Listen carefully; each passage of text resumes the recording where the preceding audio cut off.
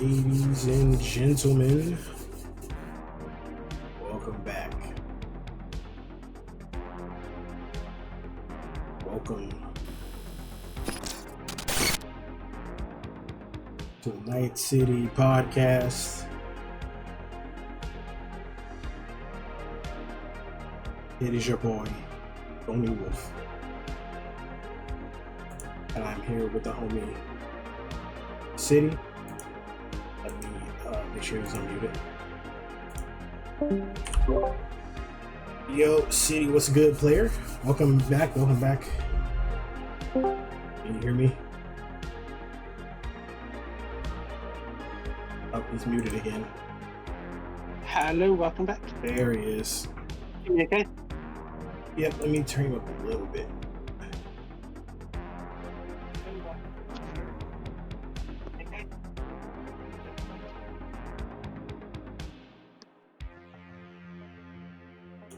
Alright, say something else.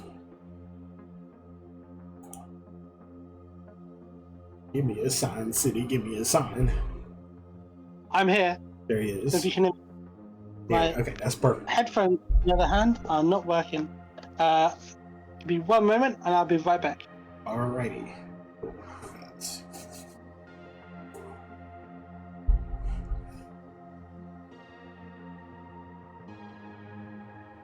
Well, I hope everybody's having a good day while we're waiting on City.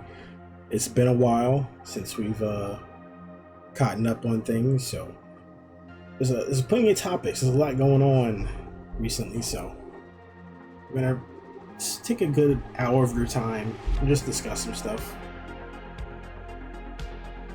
Little does City know, I have a surprise for him too.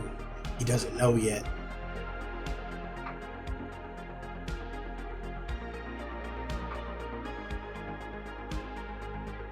And it's kind of a surprise for y'all too.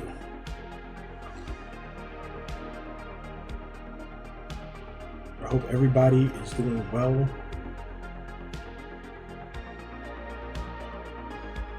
And is living their best life, bro.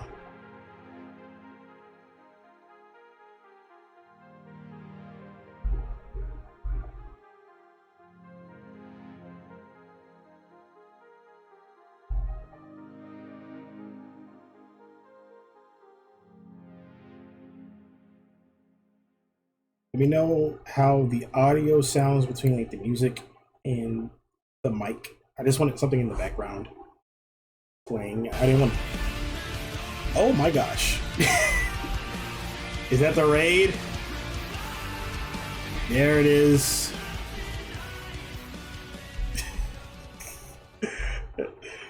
Well, speaking of music being loud, there it is. City, thanks for the raid, player.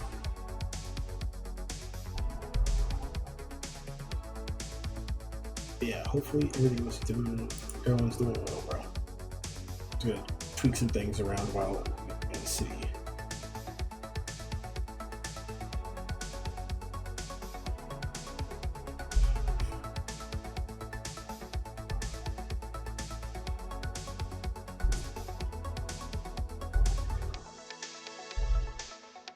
Oh, he's doing that. I am back on you. Can you hear me okay? Yeah, I can hear you. Can you hear me well? I can, yeah, perfect. Okay. I'm going to drop out of the Discord chat very quickly. Put new headphones in. Gonna have to disconnect to reconnect. Okay, Some cool. unknown reason. I'll be 2 seconds.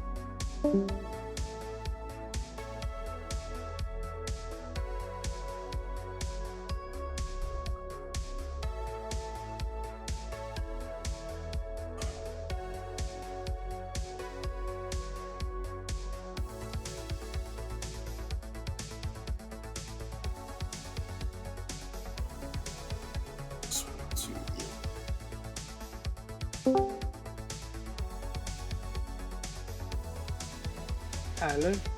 You're all right. Perfect. I'm getting the list together so I can have it on my screen,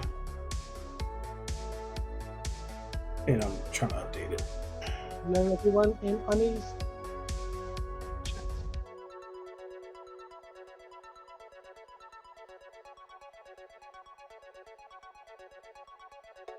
All right.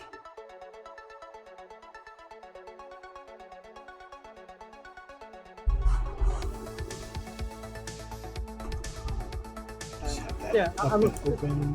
a blast from the past of playing a bit of Fall Guys.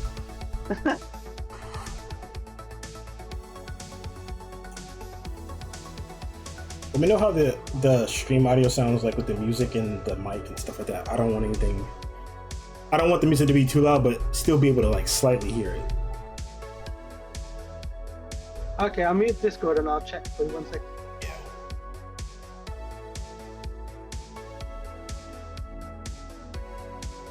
Bear with this chat. We're still trying to get things in order, gang.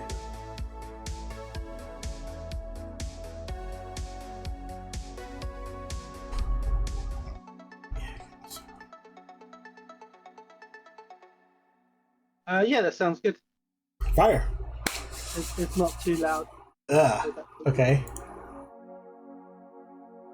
As long as I'm coming through quite clearly as well.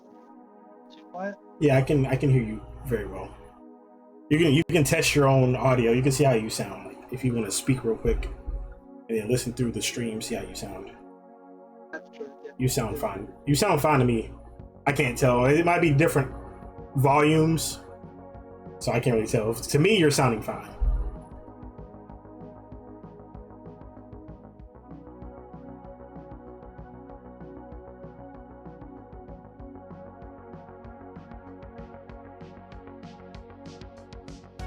Checking now. 1 second.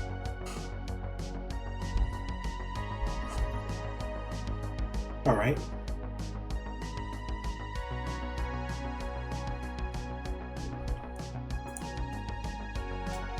Yeah, I think it's a tiny bit quiet. I think it's like. You said you're quiet? Only a tiny bit, yeah. Okay. But it should be fine. Okay. I still got some. I can still like turn it up a little bit. I have space left. I didn't max you out. I can like squeeze it to 170. Yeah, ideally we need some others in the chat to let us know how it sounds. All right. Custard should be there somewhere. Okay, we're going.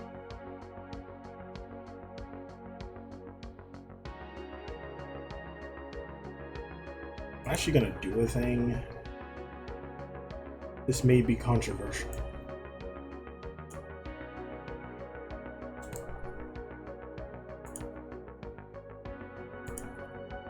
But I think I'm gonna hide the chat box. I think that'd just be smoother.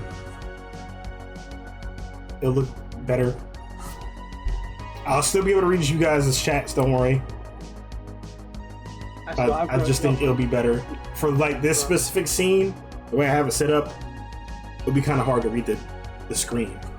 So I'm just gonna turn it off.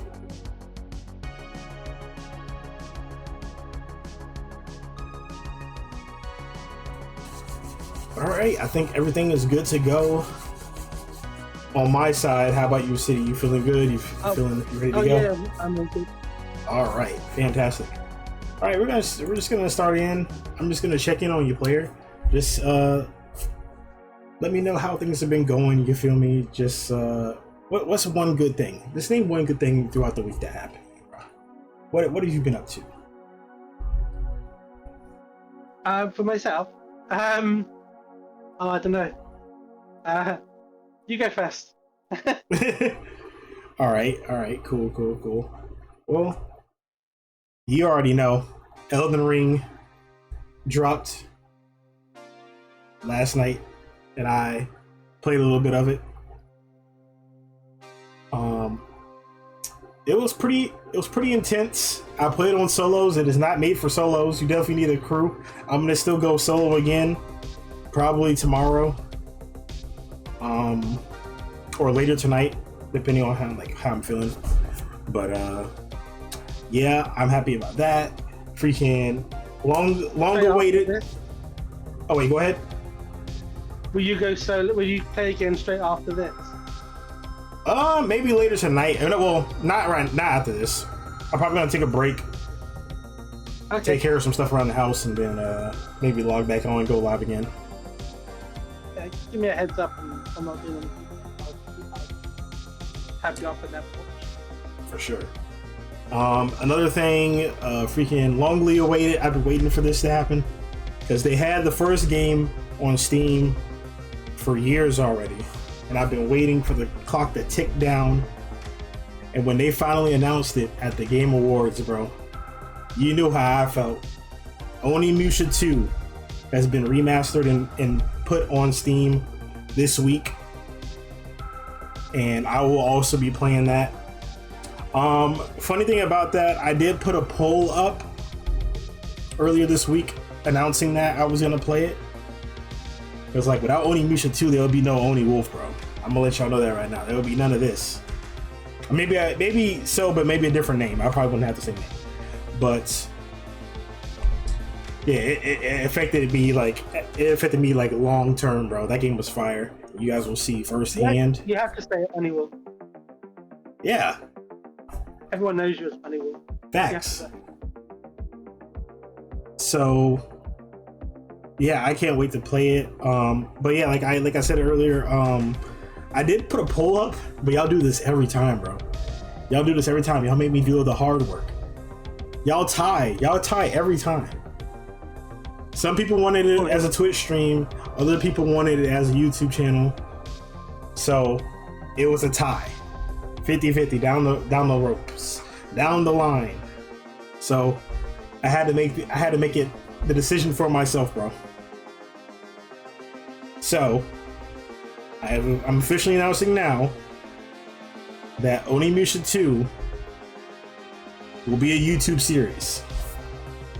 Oh. So yes, you will be seeing that on YouTube. I feel like we're already like kind of overloaded over here on Twitch. We got a lot of stuff going on, and I don't want it getting lost in the shuffle. So I feel like it would be a little bit better if I really break that one down and give it the love it deserves. So we will be doing a YouTube series for Onimusha 2. Anything else? Well, new monitor. I got a curve monitor, which is pretty cool. I missed the old one, but it had like a crack in it, so it still works. But there's like at the top of the screen, it's like a crack, and it's like a black spot in the old monitor. So I was like, I had this one like sitting in storage for a while. So I was like, okay, I'm just going ahead and use it and see how it works. So, but it served me well. This one's a 1080 monitor, I think. And it's got 165 hertz. Not bad. I like it so far. I had some technical difficulties when I first put it together, but that's like the norm for like PC products. Like, you're never going to get it right the first time, but you will get it right eventually. So yeah, that's my pros this week. So what about you, City? What do we got going on, player? I would love to say that I've got like loads of good stuff going on. All I need is one, player. All I need is one. I don't. I have a new phone that I haven't sorted out yet, but that's probably the only good thing.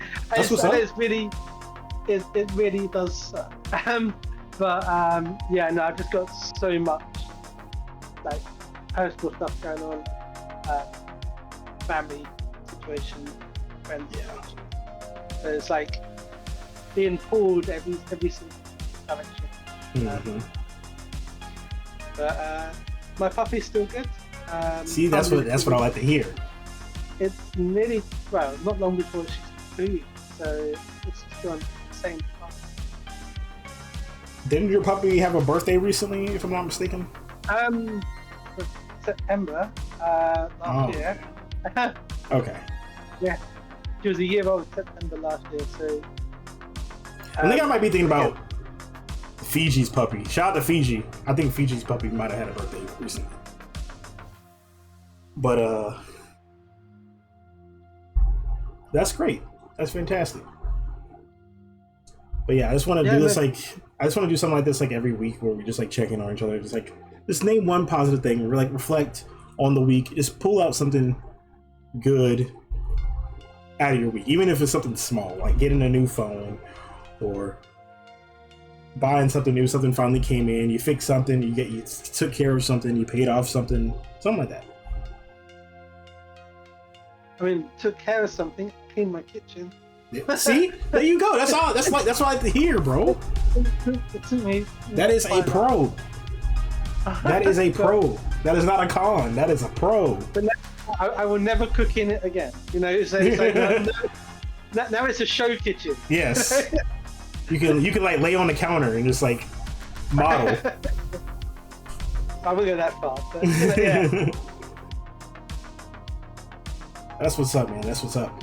Hey, so this one came from you. I'm gonna let you lead on this one, and I got some things to like follow up on that, just like briefly. But a lot is going on recently in anime, from what you've been telling me. Apparently, there's been a recent Crunchyroll awards that happened this week.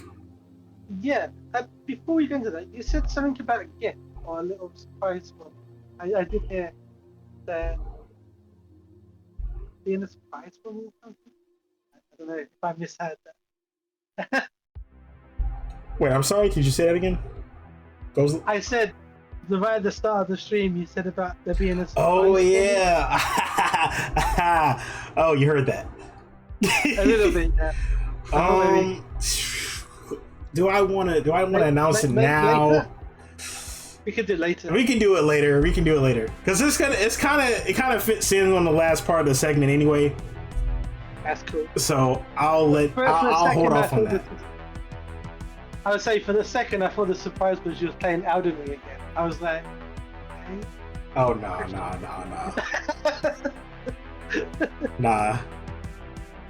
Nah, it's a little bit more than that. It's a little bit more than that. But yeah, Game Awards, Anime Awards. Yeah, I wish I had knew more about it sooner rather than later. I would have been intrigued if there was like kind of like voting thing like there is in the Game Awards. Right. But yeah, I was quite surprised by the outcomes actually. On some and not so much on others. Yeah, matter of fact, let me reopen it up. Let me go open the link to this. I'm just gonna read it out. I'm not gonna put it on the screen or anything. I'm just gonna read it out. Let me get the link you sent me. Go from the bottom. Because I did hear about one of the winners, which is like the main one. Okay. So yeah, they had a few. I'm not gonna go through all of them. I'm just gonna go through a few things that caught my eye. Starting off with best continuing series, best animation, both going to my GOAT, Demon Slayer, Kimetsu no Yaiba. Once again, we are taking home gold year after year. Love to see it. Best animation though, I mean that kind of, I'm glad that it won that. Yes, because they stay on it. Shout out, like genuinely, the bottom of my heart, bro. Shout out to the artists, bro. Shout out to the animators that work on this. It's just so, I mean, it's so beautiful, especially when they do their styles and you get all the the effects of like the lightning and the fire and water. Elements that flow around them as they do their attack. I mean, it's just pretty cool to be fair. It's absolutely amazing. It's freaking spectacular. I can't wait to see what the movies are going to be like and how they conclude this. I had something like being in 2 parts or something. Yeah, it's like 2 or 3 movies, I believe. Because I think they stopped with the series and I think their plan was to just like section them into 3 separate movies like they did with the second season with the Mugen Train. Yeah, with the train and the blacksmiths one. Yeah, the blacksmith one. I don't think I ever watched the blacksmith movie. I only watched the show, like the season. I There was a haven't. training. There was like a training arc one, I think. Yeah, the Hashira arc, I That's think. the one, yeah. Um, which I think it was But the last one they did. yeah, I can't remember his name. The lightning guy. Um, I know that at the end, spoilers, the end of the very last episode, Hmm. he looks like he's awake and he means business. Right. It's gonna be so cool. I Uh, can't wait. so I'm hoping that they've finally allowed him to unlock another level or another number. Not Hmm. allowed him, but that he's decided to train a bit and actually Yeah. another form. That's it. Because yeah, it'd be. Yeah, so I'm looking forward to seeing what they do with that. I'm seeing here, best original anime. This one might be a little controversial. Ninja Kamui. Yeah, I think that was one that I heard someone saying that was like they didn't understand why. Like I've never heard of that one at all, or watched anything. So Now I have heard of Ninja Kamui. I heard that the first, I don't know if it's season or episodes. Like I think it was the first episodes. Like the original concept of it was like really fascinating to people. They thought it was like next up, and then like they changed like the narrative of it and the aesthetic of it like midway through, and it kind of like fell flat, and it was like jarring to the audience. So it kind of like shot itself in the foot halfway through. I heard it started off like really strong and really fascinating, and then it kind of just fell flat. So I was surprised it won that one. But maybe just based off of the original concept of it, it got that award. yeah, I'm gonna have to watch it to see. I think. Yeah. Best character design, Dandadan. And I'll have to go agree. It's very aesthetically pleasing. They also won best opening sequence as well and best anime song. Really? Yeah. Yeah, okay, I see that now. I see it pop up. which the anime song and opening sequence is just crazy. Yes. Like, while I was posting the IG notification for the stream, like it popped up when I was looking for songs to play. It like automatically popped up as like a recommended song, which is funny. So yeah, it's popular and I enjoy it. Like I don't skip. I don't skip when it comes on. I listen to it every time. I can't wait for the new season to come out too. Like they left us on a cliffhanger and that was messed up. I don't appreciate that, Dan. I need y'all to come back.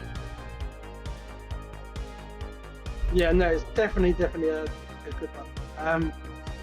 It's funny that I got my partner to watch it with me, and she says that I'm the guy because I love everything about UFOs.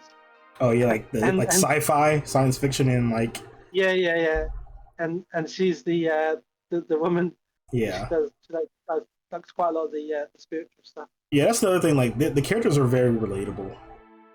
So it's so funny in that regard. But the other thing is, and I watched it on a whim, and it won a couple of awards. Pharaoh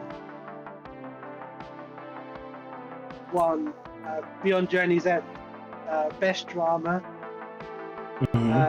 best director, best background art.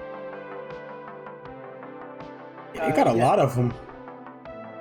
Like, if you haven't seen Pharaoh yet, or Pharaoh.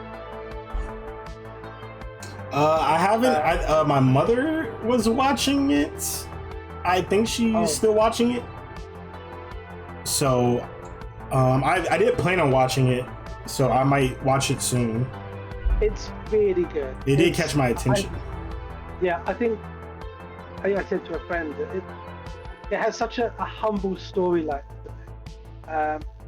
When you take the simple fact that she's an elf and she's like many hundreds years old, and she's on the very core of it, she's basically reliving a journey that she used to take with all of her adventure partners, friends, and going to villages to help out, fulfill promises, jobs tasks along the way that they used to do. And it's just so nice, just on that one thing alone. That's so nice. And yeah, can't say any more than that because otherwise it gives a lot of the story away. But I think as everyone predicted or hoped, Solo Leveling won Best New Series, Anime of the Year, Best Score. It won the big one. Best Action. Yeah. Best Main Character. Best Ending Sequence. And then loads of like voice artist performances. Yeah, I heard season 2 was very hype. I started watching it recently. I'm just now starting season 2, so So I'll be watching that. I'll probably wrap it up by the end of next month. Oh really? Oh wow. So. See, no, I thought it was okay, and just yeah, it's all right. But it had like notes to so many other. I felt like other animes, and the concept behind it being you get the main protagonist and he's done something broken. And he's just going crazy with the leveling and stuff like that. It was like, yeah, it's all right. It's good. I can sit. I can switch off. I can just enjoy the action. And the overtopness, I thought. But I guess that's what people want in a anime of the year, I guess. Now my question is, it's like I know it's kind of like, I guess it's kind of an isekai. Is it an isekai? He's not really like. Well, he's going somewhere else, but he's coming back. Because he dies, he dies. So he dies and then he comes back. So I guess technically yes. Right? Don't know. I think that counts. Because he dies in the game, or like in the realm, is rebirthed as like broken, and then he's like OP now. He's like a new man. Yeah, it's just like he's found the cheat code of the game, of the world, and yeah, I don't know what it is. Now my question is, to all my Solo Leveling fans out there, can he be Ainz though? Because I don't know. I don't know. Can he be Ainz? Can Jinwoo be Ainz? Yeah, that's my guy. Shout out to my Overlord fans. Yeah, it's me. Probably. Really? You think Jinwoo got Ainz? You think he's got him? I mean, because my take is Jinwoo's story is like what Ainz's story is from like. It's like what Ainz's story is before the Overlord starts. Like I feel like he's getting to Ainz and like scaling. It's like at the start of Overlord, he's kind of like already at the top. He's already maxed out. Ainz is like broken on spawn. He doesn't really need to level up. He's just like expanding his kingdom. I think the problem is, and it would be the answer to both, is you don't really know what their max level is. Yeah. Like if you to put their level in a number, you don't know what it is. Now, Ainz has access to, you don't know how many magic items, magic potions, magic. Yeah, he has. Yeah. Skills. Like you don't know how many. You know that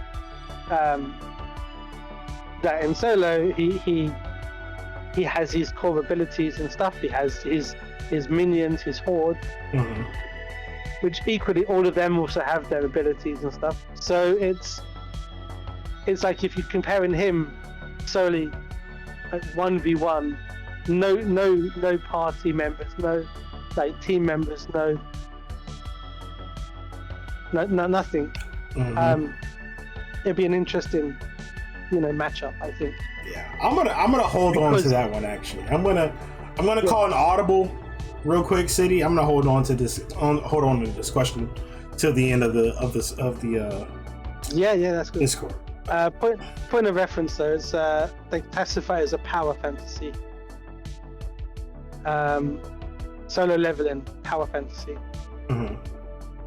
is the genre that they give it. Okay. Let's see what else we have here. It's not an isekai. Is there anything else that is catching my eye on this list? We have I see a funny one. The winner for most must protect at all cost character, Anya Forger. Yes, I saw that one. From Spy X Family, and I agree. I need to keep watching Spy X Family. I haven't watched it in a bit. What kind of category is that, though, eh? It's just so dark category. Yeah, that's definitely a personal, like, Crunchyroll custom nomination there. Best Isekai Anime, ReZero. I never watched ReZero. I heard it's really good though. Best Comedy, I think, is it Mashal or Mashlee, or I don't even know how to pronounce it. I think it's Mashal. I think it's Mashal. Mashal. I started watching that and then I stopped. Which means magic and muscles. Ah, okay. That's funny. What else do we have here? Is there any personal? Is there like other personal nominations that pique your eye, pique your interest? For me, not really. I think that's about it. To be honest, with everything else is the like, voice actors and stuff, and the others I've not really seen, like the Slice of Life or ReZero. I've heard ReZero is good, but I've never not watched it. So I might give Mashal a go because it's a comedy one. That might be a funny one. But yeah, I think I don't think there is other. But I don't know what the categories, like what nominations were in each category. So I don't really know beyond that, to be honest. There could be other things that may have been or should have been there, but unless we know the categories, we can't, or the nominations, we can't dispute or I think they did a pretty good job this year. I think it was a bit more controversial last year because they just had a lot of bangers, a lot of back and forth. Because I think it was like the major like wars and stuff like was going on, like One Piece and like Demon Slayer and Bleach and all that. So it was like in Boruto to an extent. So there was like a bit more back and forth debate on like who qualifies as the best of the best. But I feel like it's a bit more like sealed in. It's a bit more reasonable. As far as there's no assuming debate. that Dragon Ball would have been on one of the nominations, probably for like best continuing series, maybe. I haven't watched it. I don't think I will. I don't know. I want Super back. If it ain't Super, I'm probably not gonna watch it. I'm sorry. True, that's fair. Because like the manga is freaking insane right now, and it's a sin that we don't have it on TV. Yeah, I've heard good things. I'm like, yeah, I want it on TV. But yeah, the new, the special one-off, I would call it. Like, it was good. I think it was for what it was worth. It was alright. It was nice, humble. It was like a little nod to basically nothingness, really. In a sense of, you can.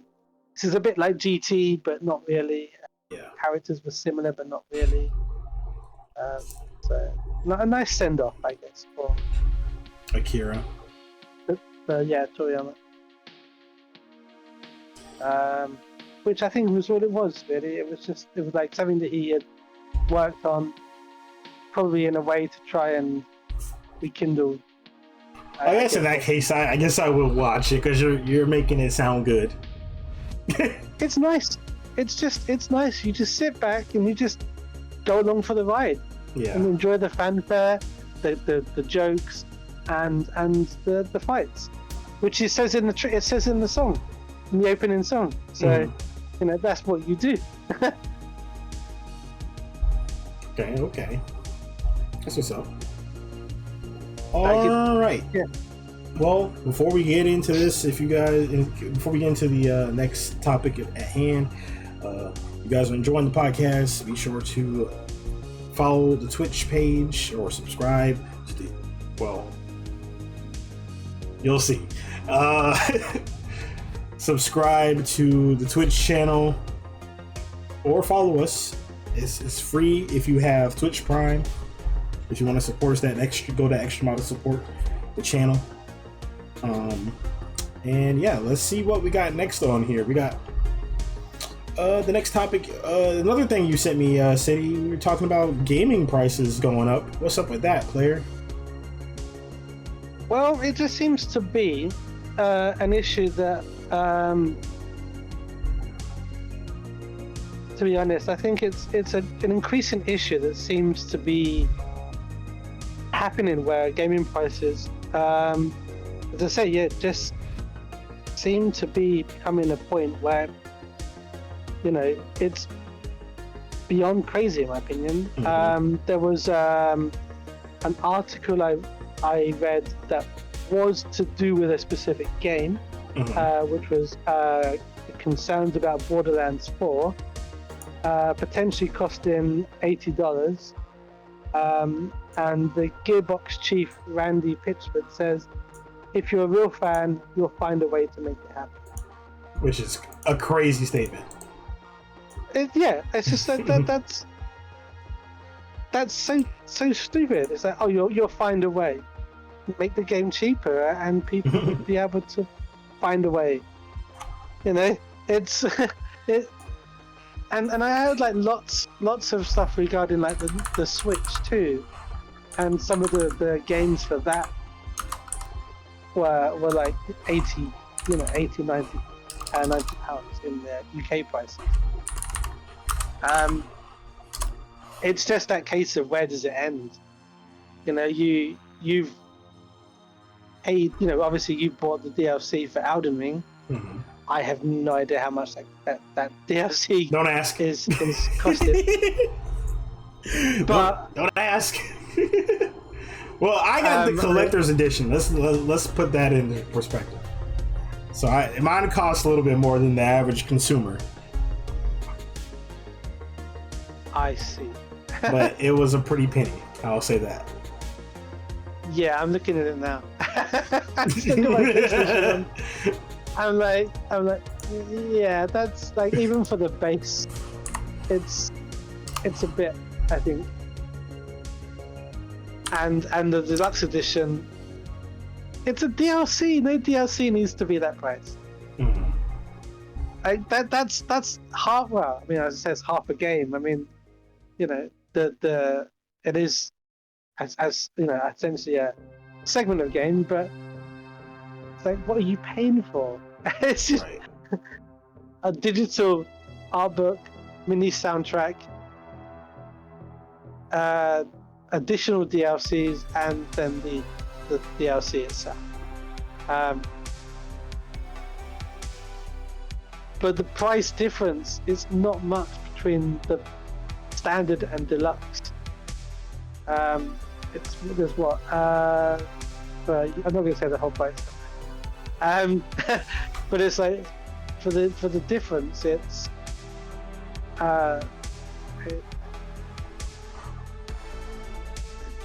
it's like So- for here it's 12 quid difference in the two, which seems 12 quid for an art book and soundtrack. I don't know if that. Well, for the collector's prices. for the collector's edition, I got the statue. Oh, okay. Yeah, that's obviously that's not shown on my console. So again, that's going to be something that's going to be different. Yeah. For sure. I think in the UK we don't.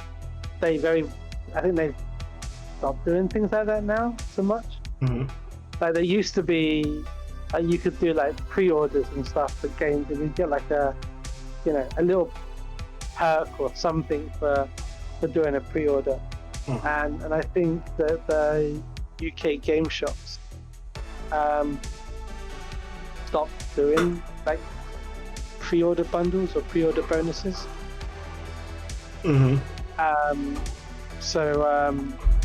Yeah, kind of makes it like not really worthwhile.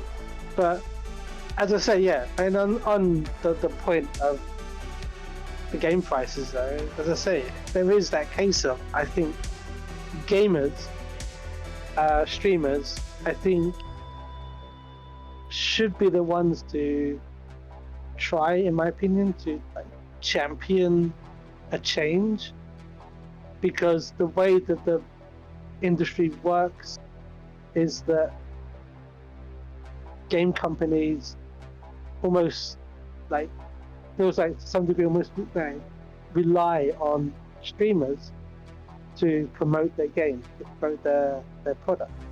Mm-hmm. And okay, there's a particular point when you're a streamer that you probably get like free games, free codes to to play the games because you're established to that point, or you're at a point where you can afford every console and all the best games when they come out. Mm-hmm. But not everyone can. And I think that just because you can afford it doesn't mean you should. Right. Does that make sense? And that was something I was doing some research while you were talking.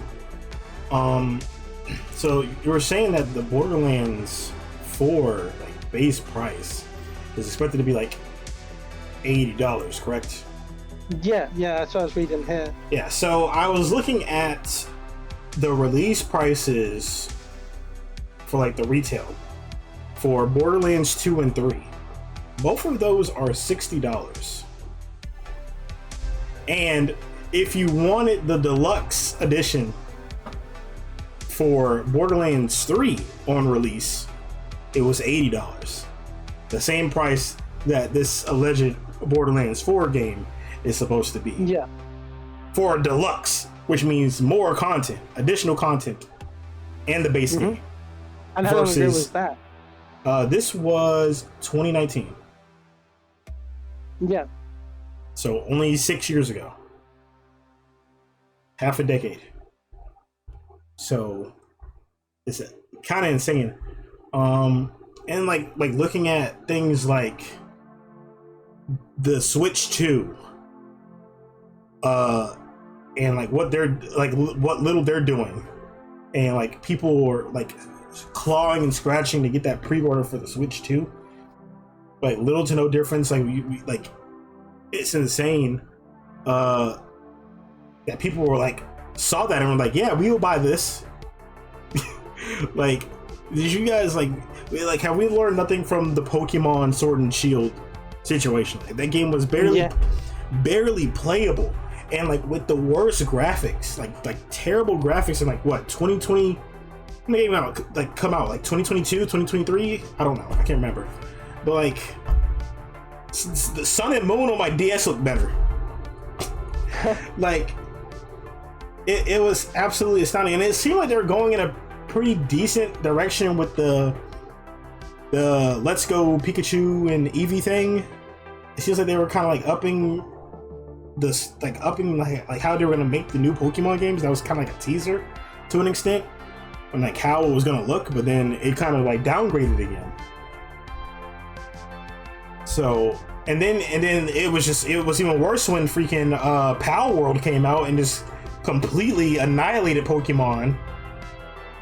And like how to make a concept work with a similar premise, like, and execute it like way better than the original, and like the team is giving you the same thing every year, if not worse. And like all they're doing is upping the prices for this stuff, and then they're most likely gonna do it again with the next Pokemon game for the Switch 2. Like, and there's like games that were like, there's like teams that aren't even like coming out with new releases. It's just like the same Mario game every year.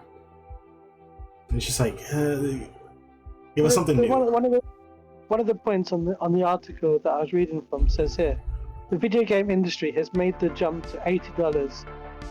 First with Nintendo and Mario Kart World, then with Microsoft and its price hike announcement that will kick in this holiday season. Could Borderlands 4 follow suit? As I said, I think this is and this article was posted May the 20th. So I think it's a serious issue, because I'd say, like, where does it stop? Yeah, because like I remember there was, I hope it was a joke, but at the same time, at this point, who knows? When they were like still talking about like the early development of GTA 6, they're like, GTA 6 expected to be $108 on release. Like, whoa, let's slow down, buddy. Like, at this point, is it a joke? Because we're already upping the prices for these games. Yeah. So there's actually an article here that how much GTA 6 is going to cost. However, most likely price tag will be at least $80 by itself, or $100 with some digital freebies. Right. There's an article from 1 day ago, which is saying, saying 80 to 100. The person saying GTA 6 pricing causing more concern. I'll wait for a sale.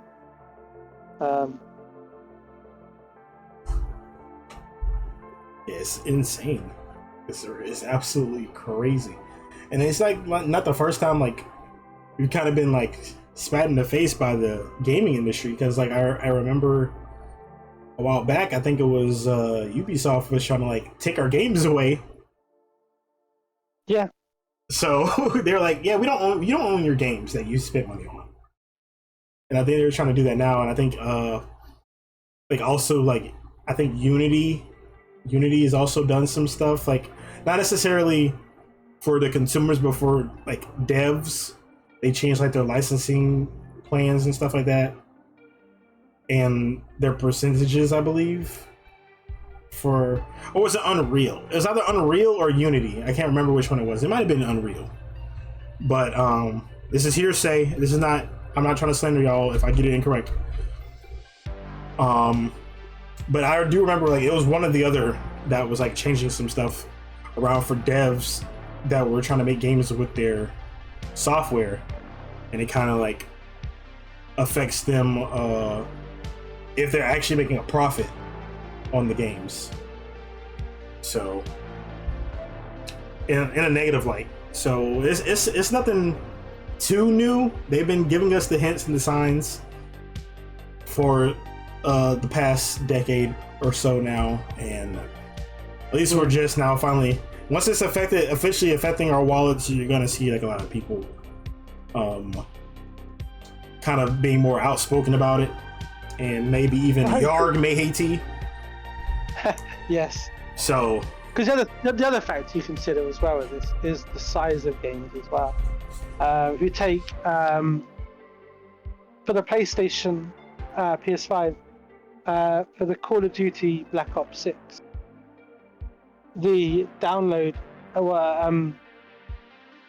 but to install the game, if you had like the actual disc and you installed the game onto a device, the game size was estimated to be around 172 gigabytes. And that's something I've been saying for so long. Please optimize your games. Why are these file sizes so small? I mean, so large. Like, it's ridiculous. It's absolutely ridiculous. Yeah. You can only have like 10 games on a PC on like a 2 terabyte, one to 2 terabyte console that are like AAA titles. But my thoughts was if that's how big something like Black Ops is, which is quite a simple game to be fair, you wouldn't think it would be such a, big game, because that's the main point of that game. I mean, okay, the graphics and stuff are like hyper realistic in that. I've watched a bit of gameplay and stuff. But can you think how big GTA 6 is going to be? Yeah, and it's even then it's still size? Yeah, and even then it's still limited to like consoles, like limitations. Like you might have a bit more opportunity to customize and like max out the potential of the graphics on a PC or anything like that. I mean, they still have like quality specs for like a PS5 or Xbox and stuff like that, or even PS4s to an extent. But like, yeah, they're still going to be limited because they're working with specific brands and specific companies to like put together these consoles. So they're kind of like limiting themselves and not like thinking outside the box and like comparing and enhancing to the most optimal like performance capabilities. Yeah.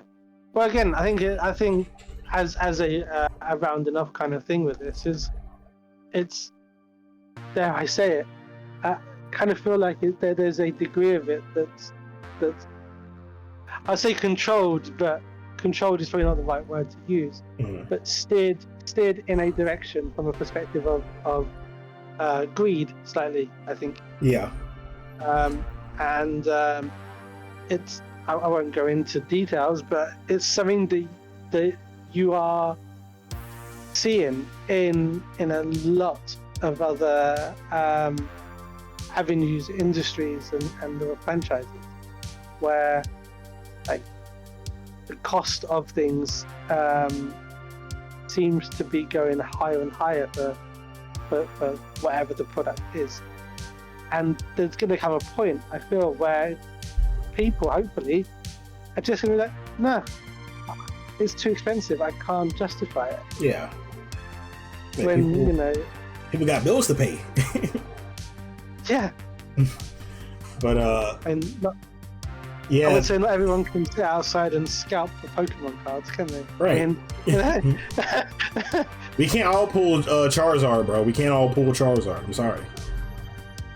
I mean, that's another story and topic in itself. I mean, I've seen some of the videos on that stuff, and I'm thinking it's insane. But you got like full-grown men, like, they're just going in there and just loading their trolleys with an entire shelf full of and I'm sure you're familiar with like the whole scaling thing. It's like I think that's the term for like scaling. Where they're scalping.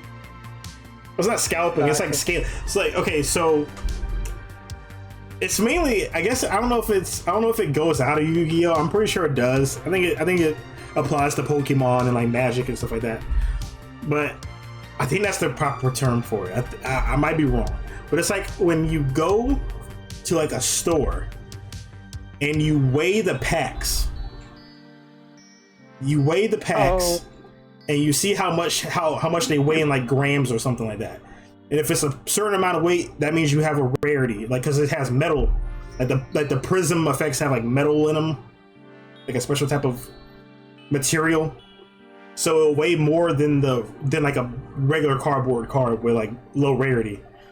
So you can like have a higher chance, of getting like a rare card. So yeah. There is, I think what's happening with the Pokemon stuff is fundamentally different there. And it's just people grabbing stock. Yeah, because I think just flipping it for 3 or 4 times the amount. So I think they had like they control the stock.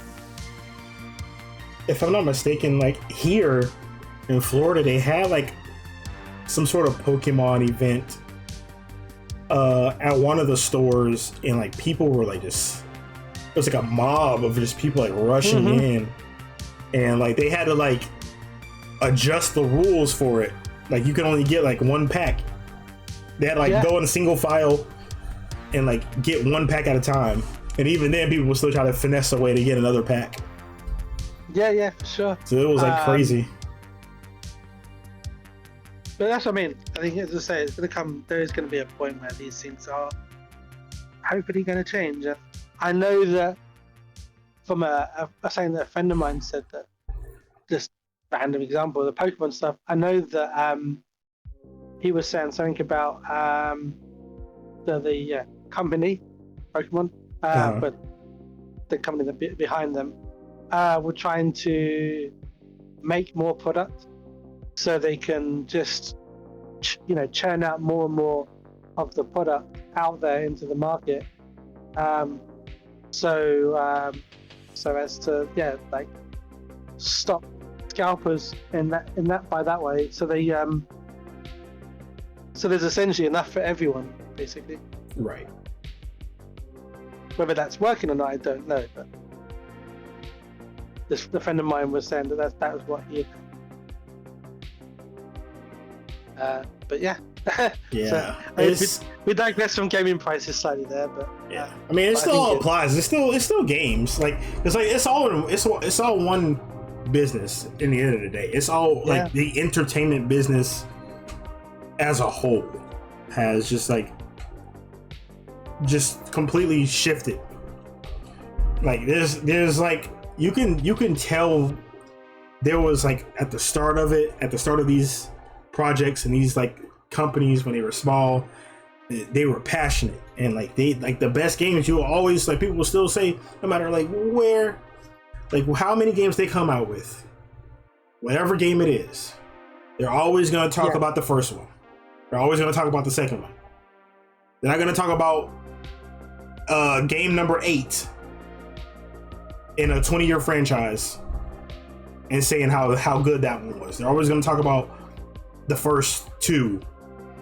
People still talk about Red and Blue, Pokemon Red and Blue. Like, it's crazy. Nobody's talking about Sword and Shield. No. Except for how bad it is. So, like, people still talk about Black Ops 2, Halo, the early Halos, Halo Reach. Like, there was passion in that. But now it's just like, and that's I think that's the perfect word, passion. I think a lot of that is lost now because it's just about churning out more product, more content. Just more of the same. And one industry kind of feeds into our next topic, actually, but one industry that really does highlight that is the anime industry. When you look at, like, there was a point where there's like Sword Art Online, and there was, I think, a couple of other isekais that were at the time. They're like, oh, like this is like appearing as like something new, and like this is working for this guy. Concept. And then the next minute there's like tons. 30 of them, like a month. There are tons of isekais. I'm like, it's in the, like, no, it's not good anymore. You saturated the industry with. Yes, that's the key word right there. That's perfect word. Saturation. It's just all saturation. So it's like nothing's new or exciting. And, mind you, that's like one of my favorite ones right now. Shout out to the homie Chuck. I didn't finish it though, but it was like a funny concept. It was like an isekai. Red Ranger? No, but we did talk about that one. We did talk about that one. It's absurd, bro. I'm telling you, this is absurd. What I'm about to say is crazy. Go on. I forgot what the exact title is, what the exact title was called, but it's on the lines of I got reincarnated as a vending machine in like the Middle Ages or some like in Fantasyland or some crap. This guy dies and he turns into a vending machine, and now he's like in a Fantasyland, and it works. It's like the most ridiculous thing ever. A vending machine. Let's have a look. And the funny thing is, I'm pretty sure Chris Sabat is like one of the characters in it. I gotta see. I gotta double check. I need to fact check because I think I heard his voice in like as one of the main characters.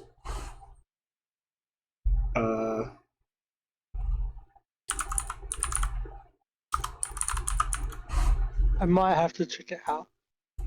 Yes, reborn as a vending machine. Now I wander the dungeon.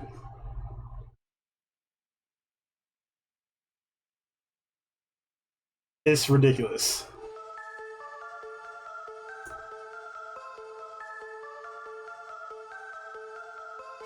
Did you say you born? I see. Yeah. Now I wander the dungeon. I need to let me look at the casting. I gotta see the cast for this. I gotta make sure that's him.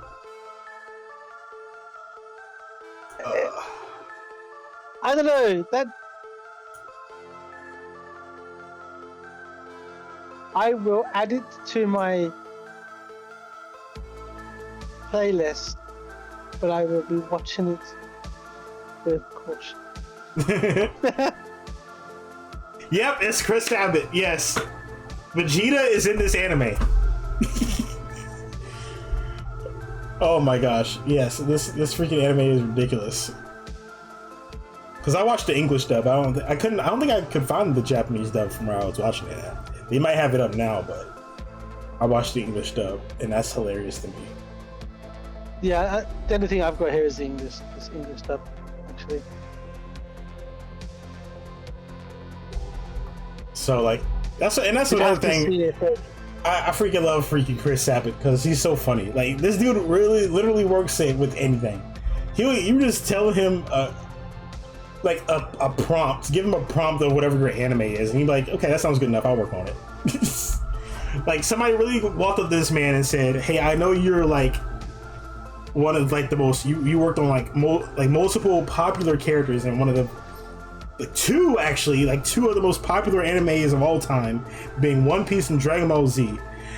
Can you kindly work on our passion project about a vending machine in a fantasy realm? And he just said yes. He said absolutely. like Chris, I gotta meet this guy. I have to meet Chris Sabat, bro. But yeah, man, it's getting crazy. There's like that's like the silver lining. There's still some people like where you can see like a lot of greed that like for the most part voice actors 50-50. Well, I'll say 70-30% of the time are passionate about what they do. And I'm going to use that statement to segue into our next topic, being Devil May Cry. I will say, before we go into that, okay, please do check out The Red Ranger Becomes an Adventure in Another World. I have heard of that. I think me and Chuck were talking about that because he also loves like Power Rangers and stuff like that, and I also grew up on Power Rangers. It's stupid. It legitimately is stupid. And you sit there and you're like, what the F am I watching? Why the F am I watching? Actually, I don't care. This is stupid and I love it. Yeah. To be honest. But yeah, DMC. I will let you speak and I will stay silent. Alright. Let's get some stuff out of the way. So we're talking about Devil May Cry, chat, the Netflix anime adaptation Uh, I'm gonna give it a 7 out of 10. I enjoyed Dante. I enjoyed. It was jarring at first because Nero's voice actor from Devil May Cry 5, is the voice of Dante. So when he's just talking at first, it was like, I'm hearing Nero. This is Nero I'm looking at. But after like a few episodes, like of me like immersing, I was like, okay, he's a good Dante too. Like I'm locked in now. He's just a younger Dante. It's fine. Oh, it's him, Johnny. Yeah. Sorry. Let's see. I was looking at the voice actor. It's like, oh, it's him. Who is it again? Johnny Young Bush. Oh, I met him at my first anime convention in like 20. He was a Power Ranger. Yeah. Yeah, he was a Power Ranger. I believe he's Ichigo from Bleach. Yeah. Yeah, I met him in like 2019 or 2020 at a convention in Florida. I think that was like my first anime convention in like a decade. I think like the one I went to, or at least half a decade. I think I was like 16 when I went to my first one. But I think when I turned like 20, 21, and I was like when I went.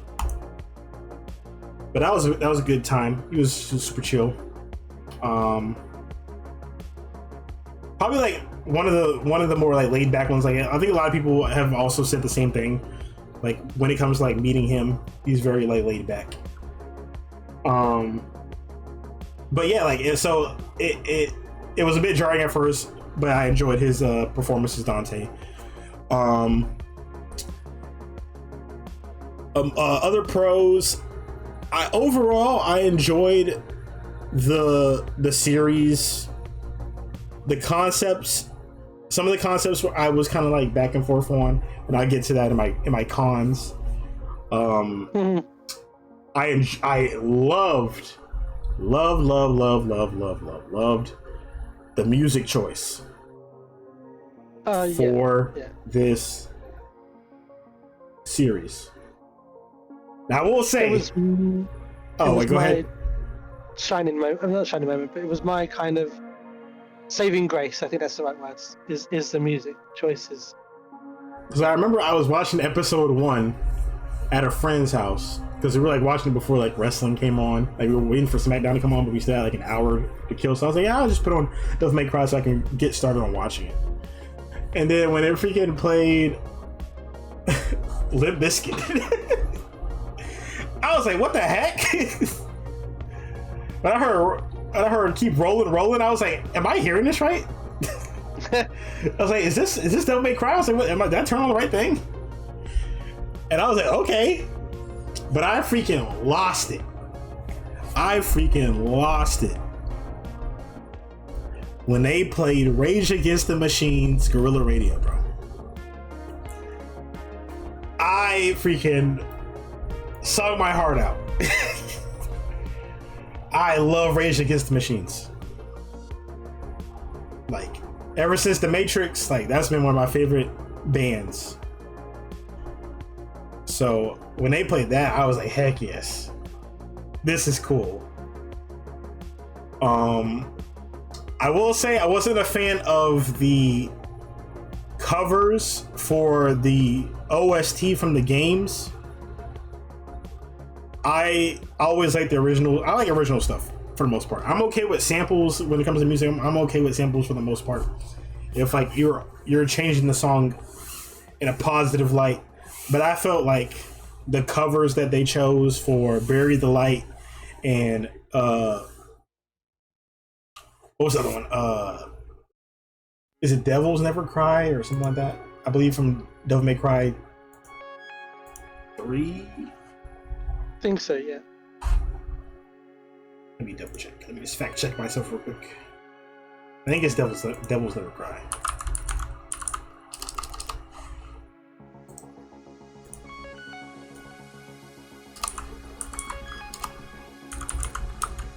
Yeah, Devils Never Cry. I like the originals, but I wasn't a big fan of the cover.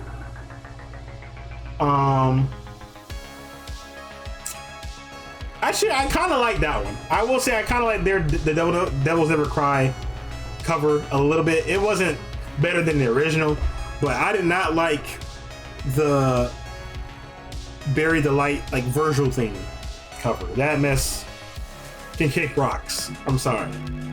It's not being the original.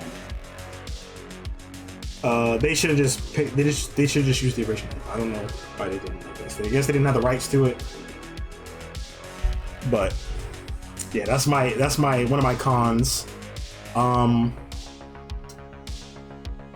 What else do I like about it? I like the main villain. I like the White Rabbit. White Rabbit was cool. He had a certain aura to him. There was some flaws in his character arc, I will say, but I'll probably get to that once I let you go through what you're gonna say. Anything else I liked? I like the monster designs for the most part. At first I thought like some of the CGI was going to be a bit jarring, but it kind of fit. I think it was a bit weird at first, but it kind of like, it wasn't the worst CGI they could have done. So I've seen worse. It was okay. But overall designs for like most of the demons were pretty cool.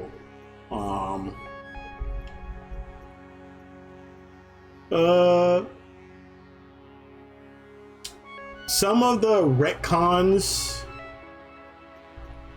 were interesting, I'll say at least. But that's pretty much all my cons for now. I might think of more stuff good to say about it, but for now, 7 out of 10.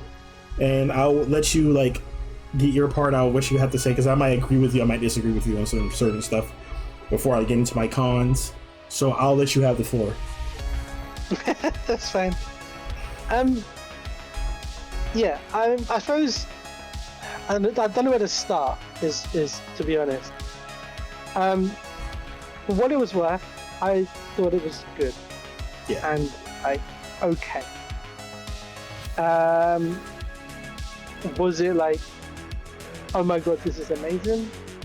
I don't know. Mm-hmm. I think it was I kind of like, my thought was like, oh, this is like a showcase Devil May Cry kind of thing, where it's like, we're gonna just give you like kind of like a, you know, interesting story arc, okay, and then just like throw everything at it. In that, if that makes sense. Mm-hmm. Like it was like a standalone. It didn't merge or fit or connect to in any way really to any other DMC IP. So like when I watch things, I normally put things in like different categories of viewing. And so Devil May Cry was a thing that I felt was like, it's a one-shot viewing and it's a sit back and switch off. Mm-hmm. But you kind of have to know a bit about Devil May Cry, like Dante and the lore, to kind of understand what's going on. Otherwise, it's just random. Yeah. Is the way I put it. Right, you know, like you play through the games, you know who the bad guys are, mm-hmm. which kind of then irritates you a bit because you know that certain villains, or certain monsters that he fights are like quite specific in the game. Yeah, like very later, like they show up. Like, there was one like the main like right hand man. And that's a Devil May Cry. That's like a Devil May Cry 5 villain. Yeah. I was like, what? There's actually 2 of them I saw. Like, I was like, yeah, these are from Devil May Cry 5. Yeah, the snake flower lady. Yeah. was also in 5. I think the duo brothers, I think they're in 4. Oh, the twins? Yeah, They're in 3. they 3. They might show unless they show up twice. I know the swords they have were in 3 at least.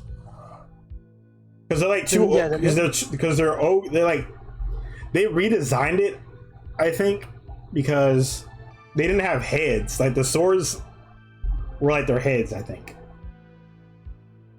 in the game.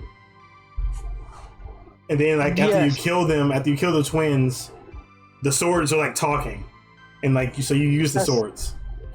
That's right. Yes. Yeah. So yeah, they were in 3. So like yeah, it was so the way it was like the monsters were thrown in. There was that sense of, for me being a Devil May Cry fan, played all the games, watched the old, animes they've done of it, loved Devil May Cry. My honest thing is that I sat there like, what the hell is this? This is like all over the place. Yeah.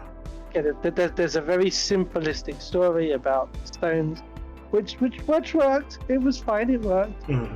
But I felt like there could have been a bit more to it than just like a rushed, fast-paced. Yeah. Which is why I felt like it was a one-shot anime. You can't really watch it again because you know what's going to happen. You know the outcome of the show in a way that it's not. You're not going to get the same excitement out of it.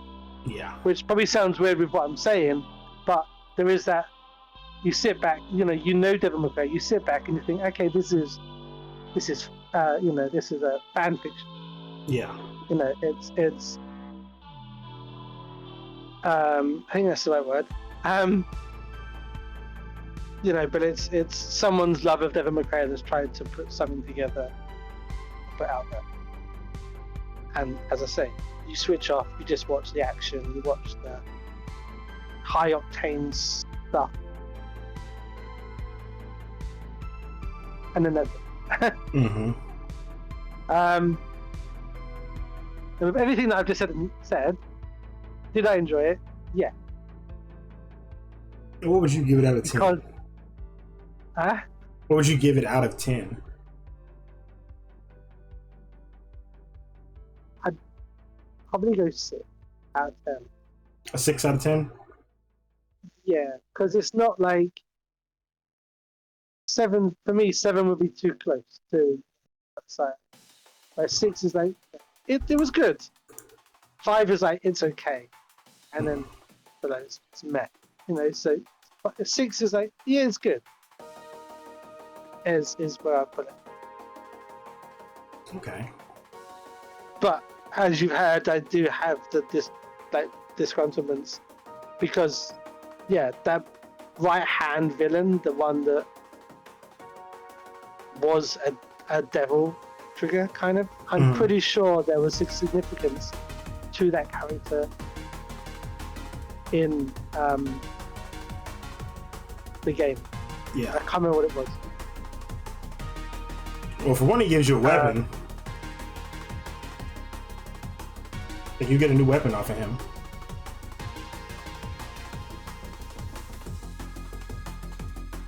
The one with the wings, I was referring to. Yeah, he gives you like a bike.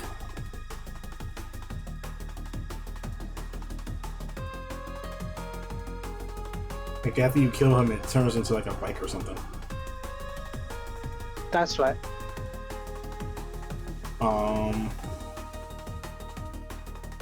But yeah, like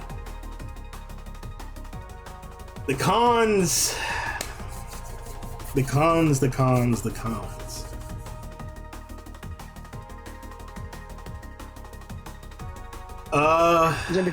there anything I said you disagreed with? Just I don't think so. I don't think there was anything that I would have to argue with because I feel the same for the most part. Like there's like a lot of like jarring points, like with the usage of certain characters Um, I'll start off with like from the beginning of the show to I guess the end of the show on how like I want to do this. So I think the one thing that kind of like you probably shouldn't have did that was the reveal of quote unquote Virgil in like the first episode or second episode or whatever. But it wasn't Virgil, it was like the copycat. So like now, not only have you like baited the crowd and then got the crowd excited for like, oh crap, we're getting a Dante versus Virgil fight. You already exposed how he's gonna look, his character design. Any sort of like illusion to what Virgil would look like. Like what his role would be, or does Dante know he's evil? And that was also another weird thing because it was like I watched my brother die, but he recognized Virgil, so that was kind of weird. Like I guess it's his twin, but he looks different. He still looks different. He doesn't look like Dante. So that was kind of like, oh, you wasted the ult. That would have been like a cool introduction if it was actually Virgil. And then you used the Bury the Light theme, and it wasn't like it was the bad cover of it that I don't like. And it was like, Virgil, you ruined Virgil. So yeah, I'm just looking at that clip now actually, where he fights the copy. So it's just like, yikes! Oh, you wasted Virgil on like some jobber character, which I think overstayed his welcome, in my opinion. He did. I thought like he should have died like when that demon killed him when that demon hit him with the poison. I was like, okay, that was clever, because that would have gave like Trish her like kill. That would be like a clever way. She would have like because it's like realistically probably not gonna kill like these like I think they were saying grade 4 demons or whatever, grade 5 demons by herself. So it was like she had to use her brain to like outmaneuver him and kill him.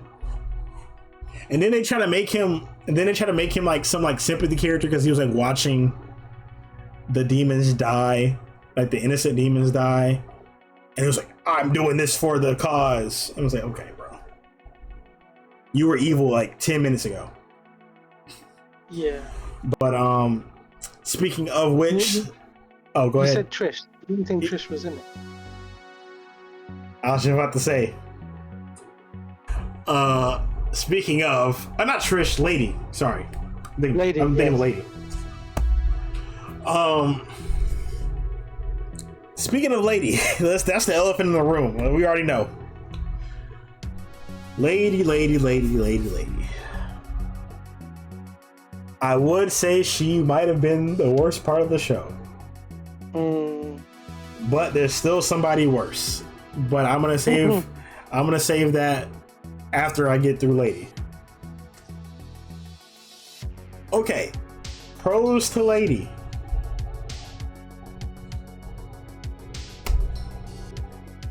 Okay, cons to Lady.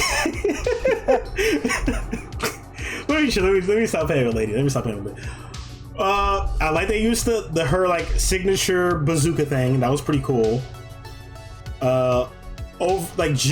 General design, cool design to an extent. Don't like the story. Don't like where they placed her. I don't like where they placed her. Like in Devil May Cry 3, she's pulling up. She's bossed out. She's solo dolo. She's an independent woman who don't need no man. And she proved it by like 1v3 in demons on like introduction. Yeah, she does. And she's for the most part like soft spoken, like silent. She's a silent character for the most part, unless you make her mad. Then she'll like she'll be like, bro, chill. And she was like stoic. In this, they have her with a special forces team full of jobbers, and now she's cursing like a 14-year-old. Like she just got into middle school and the parents aren't around, so she can say bad words now. And it's just like, ugh.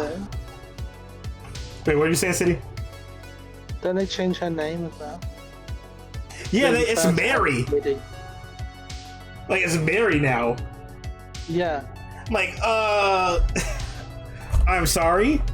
And another thing, I do not like what they did with her father. I thought like her father was going to be have a more crucial role in the series. If they're gonna have Lady, they gotta have her father. And they give that's... Oh, go ahead. No, go. Because I feel like that would have been a bit more interesting. Because like he was a prominent villain in Devil May Cry 3, and like their relationship was kind of weird. Like their relationship was complicated. But now it's like, oh, we're just gonna write him off. He was just a madman. Like his research doesn't really go anywhere. It's never like brought up. They don't really use it. Like all the research he did, like in the show, and like he just gets killed off in a fire allegedly. I don't like the designs of the suits. Like it's like weird, like special forces suits. They look ugly.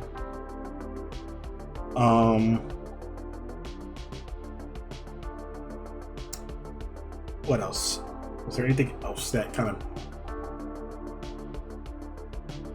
There was like they kept showing this like in her backstory. They kept showing this like kid, and that went nowhere. If I recall, like who was that kid with the glasses? Oh, the one she played with? Yeah. I don't know. I thought that it was implied that the boy was the person that became the rabbit. See, I thought that too, but they had different hair colors. Until they showed like the backstory side by side, then it was like, oh, that's not him. Because then I thought that like maybe they were related, maybe they are also like siblings. When they do like because I was trying to figure out why they were doing their stories side by side, like they coincided with each other until like the very end. I guess like because like the whole thing is like the whole like link between the three of them is like they're all orphans. They all watched their families die in front of them, which I thought was pretty clever. But then it's like, show all three of them then. Show how all three of them got like messed up. Don't just show Lady and the White Rabbit, and then like kick Dante out of the picture. Now like Dante's like this background character to you two. Even though like we know what happened, but like, if you're gonna do it like that, then don't make it, because you're like, we're gonna lead into it too much and thinking like, oh, there's like a bigger picture, instead of it just being, oh, they both went to an orphanage, they're both like abused or whatever, and then one of them went to a demon portal and saved the demons, and then the other one went to special forces that hates demons and killed the demons. And it's like, I'm mad at you. Like, you could have just showed that part. You could have just showed his side of the story, and then I think like I guess it still needed to be explained, but it just felt like that. I'm kind of like nitpicking in this aspect, but I just feel like putting them side by side, which is weird to me, because it just felt like they were trying to like link them together more than it needed to be, to justify it. Yeah, the justification for like how we got here, which you could have just shown with her showing up with special forces and killing his family. Which, another thing, Y'all, why are y'all shooting at the small demons that are like defenseless when there's this huge giant like Cthulhu coming through the portal? Like, shoot at that thing. That thing's the threat. This guy speaks English. That thing speaks Predator. Like, I don't want to deal with that. Kill that thing. So that was like, oh my gosh. And what else with Trish? I don't think there's too much else to explain. But she like, besides that, she still had cool moments. But then they kind of like went in circles. Like, she never got like a complete W. No. Like, she outsmarted to an extent, but it did nothing. Like, everything she did was like stalling. That's mainly what it was. It was like stalling. It never was like an ultimate halt. She never completely stopped anybody. She stalled them, but she never stopped anybody. Dante was killing demons. And he was getting them out of here. Lady was freaking getting her butt kicked. Which makes sense because she's just a human, but she's built different. Like, in the game, she's built different. Like, she's solo, killing demons. Yeah. I know I don't know if it was right to say, but I felt like there was she relied on her tech quite a lot now. Yeah, that's another thing. Like, that freaking cybernetic bullcrap that he did, like the sci-fi nonsense they did with like her rocket boots and crap. I'm like, what the heck is this? Yeah. Like, she would just jump off a building and be like, I'm gonna land on my feet by the time I hit the ground. It's fine. I don't need rocket boots. Yeah. I just have regular boots. I got the Timbs on. These are durable enough. And this is what I would say, that my point of the switch off kind of notion is the action was good. Yeah. Like, you could just sit back and enjoy the action because it was good. Yeah. Like, if you take away the fact that it's, a very long pre-existing franchise that has a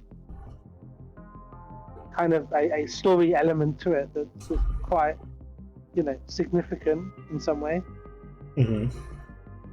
And you remove that aspect from this. It's good. It's a 6 out of 10. For me, it's good. Mm-hmm. There was some clear funny moments with Dante as well. Yeah. That I was just reminding myself, like when he took out all the mercenaries in the room, and yeah, I love the. Oh, go ahead. I would say it's probably the same bit, but there was a point that made me chuckle when they were shooting at him, and then he appears next to them, and he's like, "What are we shooting at? Who are we shooting at?" I was just about to say that. I love that part. I love that part. Fun. That's so good. And I like that he didn't kill anybody. That was another thing. Yes. Like, he was still like, he's like, he could have easily. And I love, like, there's like history. There's like a history with him, one of them, where he's like, "Oh yeah, I know Dante. We did a few jobs together." He was like, "How are the kids?" Yes. Yeah. Oh, that was freaking great. Like, that was good. Like, all the Dante stuff was good for the most part. Like, 80% of the time, Dante's stuff was good. It was Dante. And when it wasn't his fault. Yeah. It wasn't his fault that his moments weren't good. It was somebody else's. But another con I will say is, I think the White Rabbit's like final form was a bit lackluster and a bit lazy.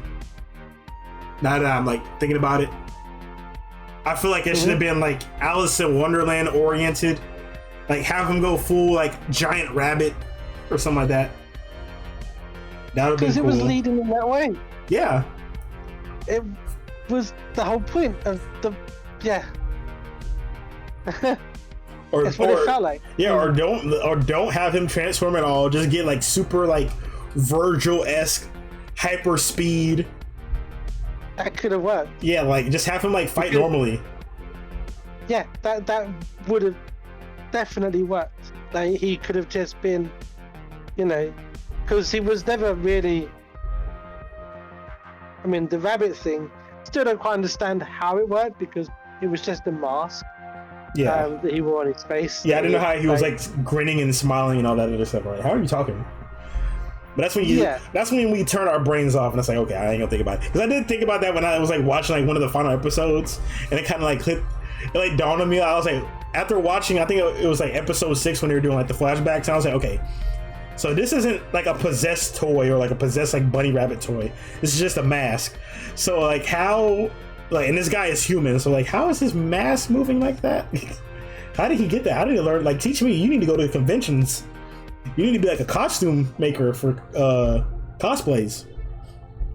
You can do all that. Sure. Like, you're in the wrong business, sir.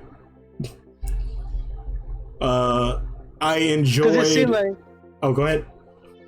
I say, because like when you compare all of the monsters and stuff, and I think as you said, like they overused the mimic.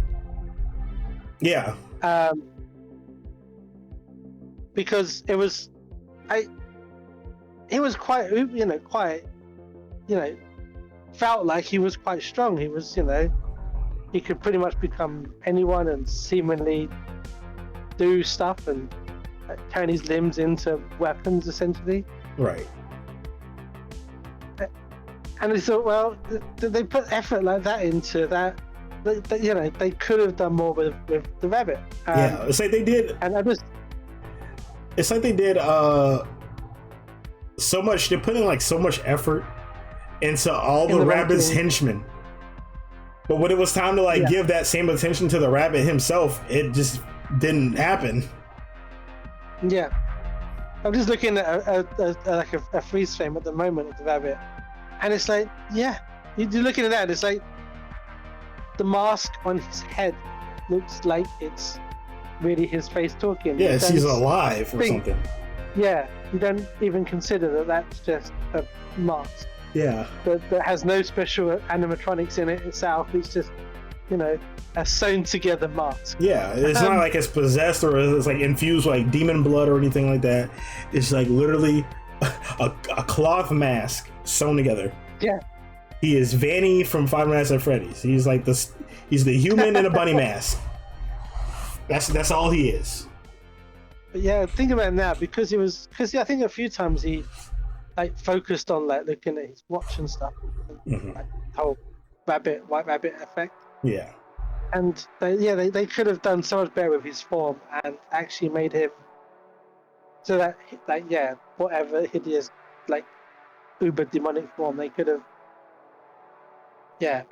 made him look more rabbit-like and have, as you say, the Virgil-esque speed and stuff like that. Yeah. And so some hideous, monstrous, hulking thing. Right. I was like, boo. So that's why I was like, that's lazy. Boo. You just hulked out. You were so cool, and now you're just big and angry. And realistically, like an easier target, like an easier threat to deal with. Mm-hmm. Like when he was in his human, like when he was I know it was a desperate thing, like he just had to eat the demon or whatever, but he was just so much better in that rabbit form, in every aspect. Yeah, I'm pretty sure he went toe to toe a few times with Dante. Yeah. So fighting and this, so he had skills. Mm-hmm. Clearly, yeah. But I think this is why I say that it was I look at it as a fanfic, fan of Devil May Cry wanted to make a story up of something that he loved, and that's what he come up with. So it's Devil May Cry, but it's not. It is, I think, is the way I look at it. Right. Makes it less irritated on the all over the place kind of nature to it. Now, there was something I wanted to say before I got to the next point. I forgot what it was. So, yeah. So how the way when I said Trish, not Trish. I keep wanting to say Trish because maybe she should have been in the freaking show. Maybe that's why I keep saying Trish. But Lady, I said Lady was like the second worst character in the show. Yes, you did. Okay, before I say the last one, another good character, honorable mention, pretty good character, was the middleman. I enjoyed him. He was funny. I liked his relationship with Dante. It was like a lot of back and forth. He was a Weasley little one. But I do like that Dante's like, that's just him, dude. He's gonna stab me in the back. We already know this. That's just how our relationship works. But he's still the most trustworthy person I know. Yes. So I liked his character. He served his role pretty well. I'm assuming if they do another season, which I'll get into that in a second, they'll probably have the other dude come in that was in the later games in the series, that was kind of like checking in on Dante and like, bro, like making sure the business was in check and whatnot, and kind of like make sure all is good with him. So maybe he'll be introduced throughout if they make another season, which I'm assuming they will. But now, in my opinion, actually, I'm curious. I want you to guess, City. I want you to guess who I thought was the worst character in the show. You don't have, it doesn't have to be, you don't have to name the names. Just give me a description of who this person is, if you can't remember the name. And don't worry, it's not like, I'll give you a hint. It's not like a one-off character that like just showed up once or anything. It's a somewhat prominent character that was involved in the show throughout. I don't know if it was his name or not, but was it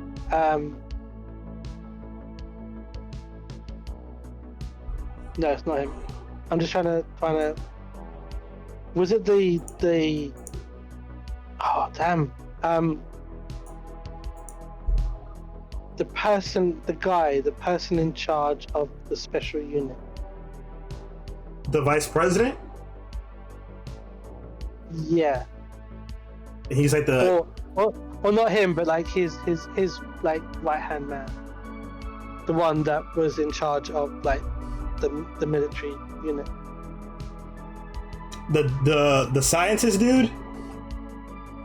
Was he scientist? I think he might have been the scientist. Dude. Or like he was like, or he knew about like he was like a demonologist. Is that who you're talking about? Did he have like was he like the black dude with the glasses?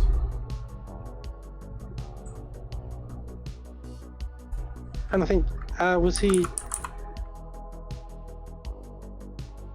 I need to know his name. I'm trying to find out what his name was. I'm trying to cycle through all the characters that were played. Because there was a character, I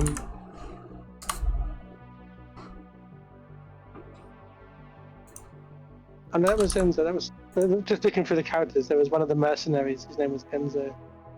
There was one of the officers. He was okay. Yeah, I thought his name was Anders or Baines, but I might be wrong. Let's see, William Baines. But Baines was a demon soldier, mercenary. It wasn't Baines was the dude in the suit.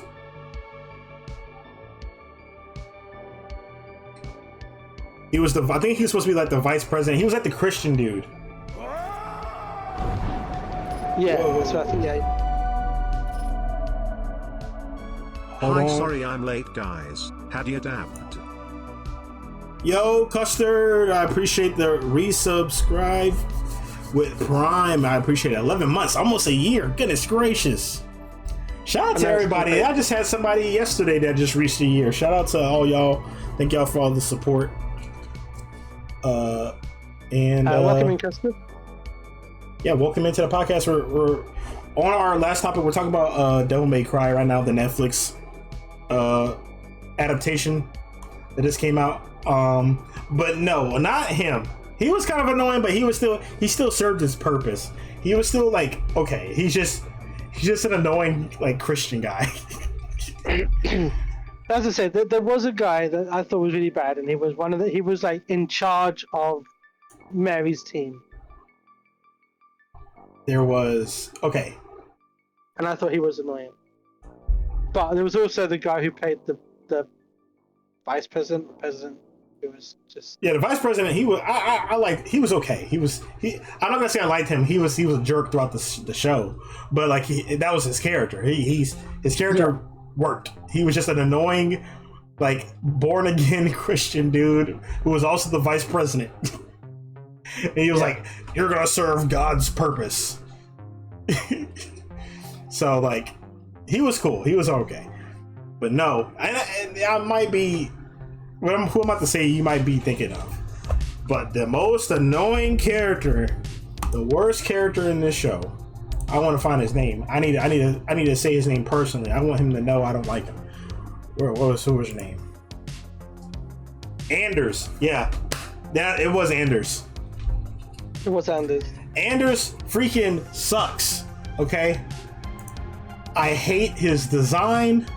I hate his voice. I hate his character arc. I hate Anders, bro. Anders sucks. Oh my gosh. I hate that stupid bleach blonde curly afro weird mullet thing he's got going on. He is not a JoJo character. I hate that he sounds 16 but looks 57. Like, I think his character could have been saved if they just changed his voice actor. That's my hot take. His voice and his lines were terrible. Everything about the character was terrible. I did not like his lines in the show. I didn't like his voice in the show. Anders just sucked. He could have been a sympathetic character, but he lived for too long. Yeah, he did. And it would have been fine and that's another thing. It would have been fine if he lived or he didn't live. But at this point, like halfway through the show, I just didn't care. There was like one point, and it was like episode 2, I think, where he's like talking to Mary or Lady,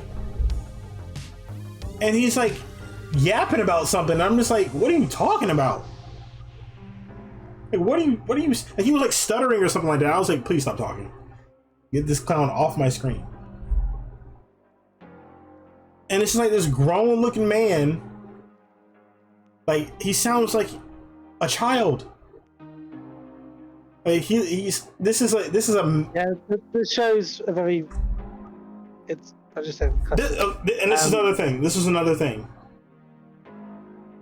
Not every character has to be funny.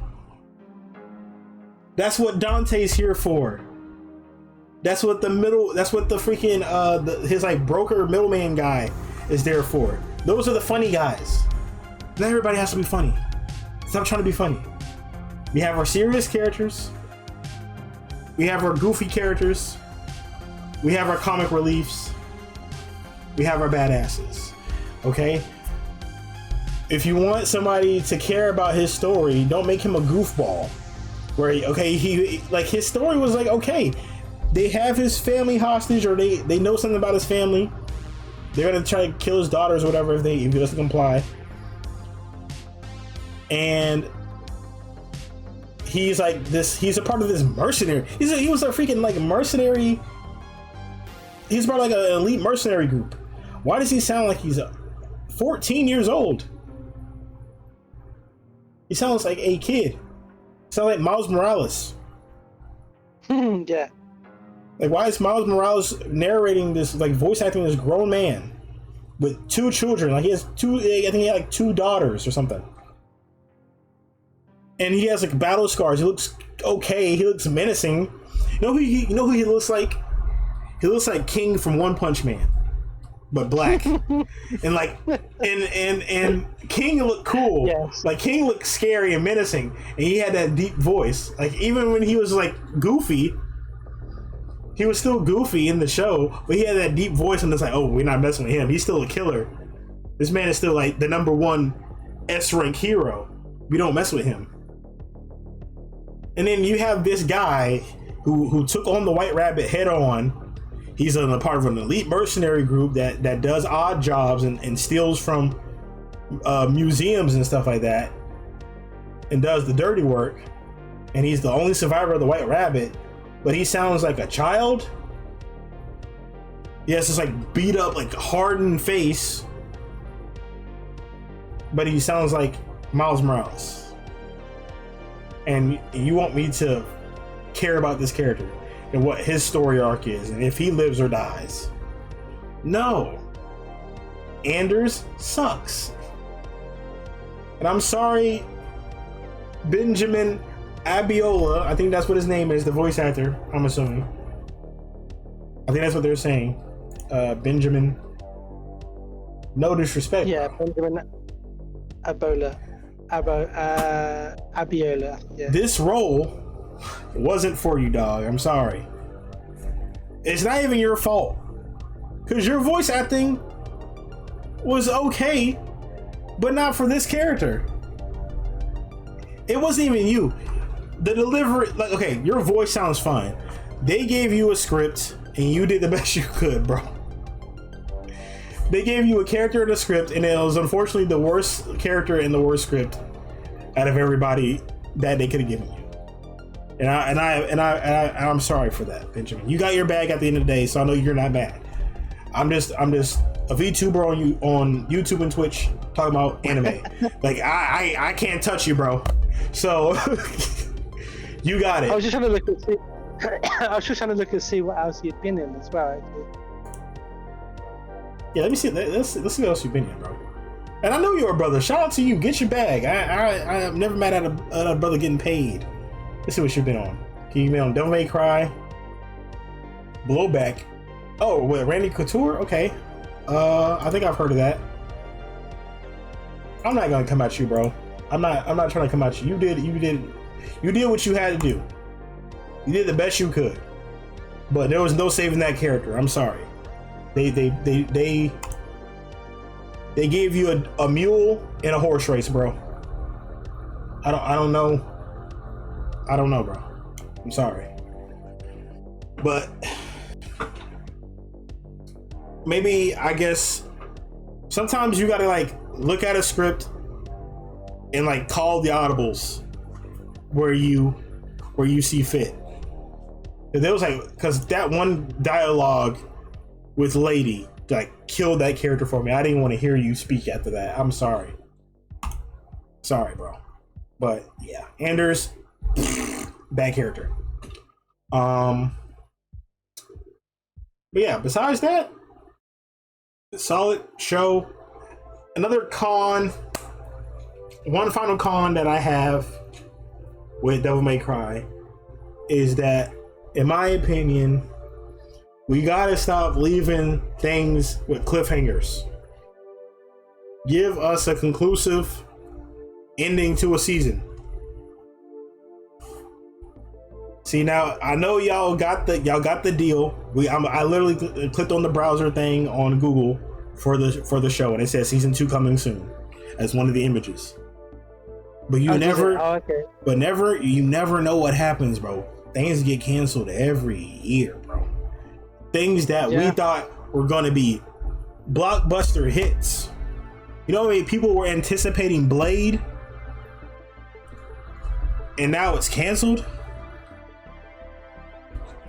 So you never know. So when you have what you have with that one season, conclude it with some finality. Don't do it where, oh, Dante gets captured again. We don't know what's going on with Virgil.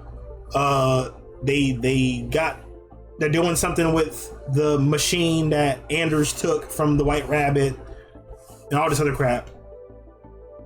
We still don't know like the ulterior motives. Like now they've built something in the underworld, some special factory now. We don't know what they're gonna do with that. So we never know what could happen with this show. So, with that being said, kind of ease up on the cliffhangers. But other than that, solid show. Because like if we don't get a season 2, it's cooked. It's like, okay, now what? What is the story gonna? What is the story gonna? Where is the story gonna go? Because you didn't conclude it in this one, so now we're left with nothing. If something were to happen, but hopefully, with the success it's gotten, I see it's got a 96 on Rotten Tomatoes. It's got a 7.4 on IMDb. So reasonable ratings, good solid ratings. So you got the support. So make the most of it in this next season. But yeah, for me, 7 out of 10. Cities, 6 out of 10. Anything else you want to say on Devil May Cry City? As we're starting. The only other thing to consider is that it was Kevin Conroy's last performance. Yeah, I noticed that. I saw that in the casting as William. He did pretty good. I did recognize his voice. I knew it was him too. I couldn't. That's why I was like, I like him because it's Kevin. Shout out to Kevin, man. R.I.P. Which also also highlights like how long this has been in the runnings for, because he passed away in 2022. Yeah. So the series has been in the works for quite some time. Yeah. For him to have acted out or voice acted out the scenes for Baines and a demon soldier and a voice for a mercenary. Mm-hmm. I think maybe one of the factors that affected the release of this was probably because Bleach.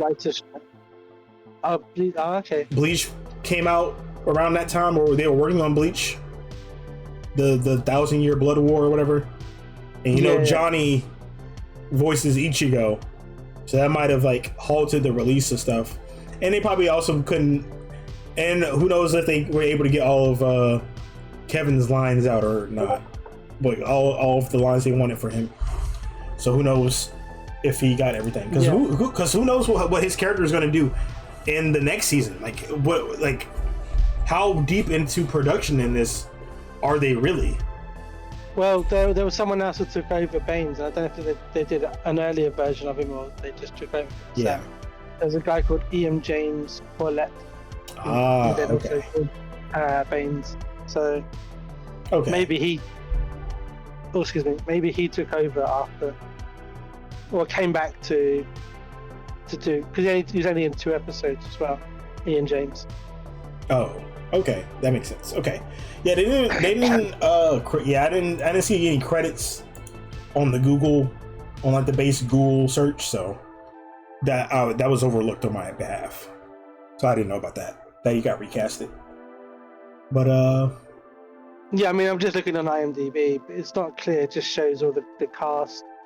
It shows how many episodes they were all in and stuff. So it doesn't really go into much. Like Virgil, for example, was in 4 episodes. Yeah. Robbie Damon voiced. And he was like silent for 3 of them. So.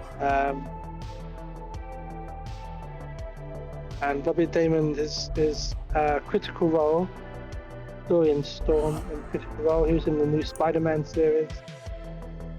No, actually, wait, that's the 2017-2020 one he was in. Oh yeah. Persona 5 Royale, Hi-Fi Rush. He did video games. He's also in Doom: The Dark Age, which has just come out, so he's voicing something in that. ReZero, so this guy's done quite a few things with it. Right, right. Oh, he was Scar in Arcane. Oh, he was in Arcane?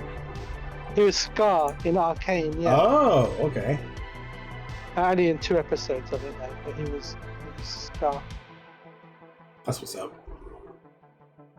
But he was also in Bleach 1000 Year Award as well. 1000 Year Award. Interesting. So that's interesting. Was. Thank you, Custard.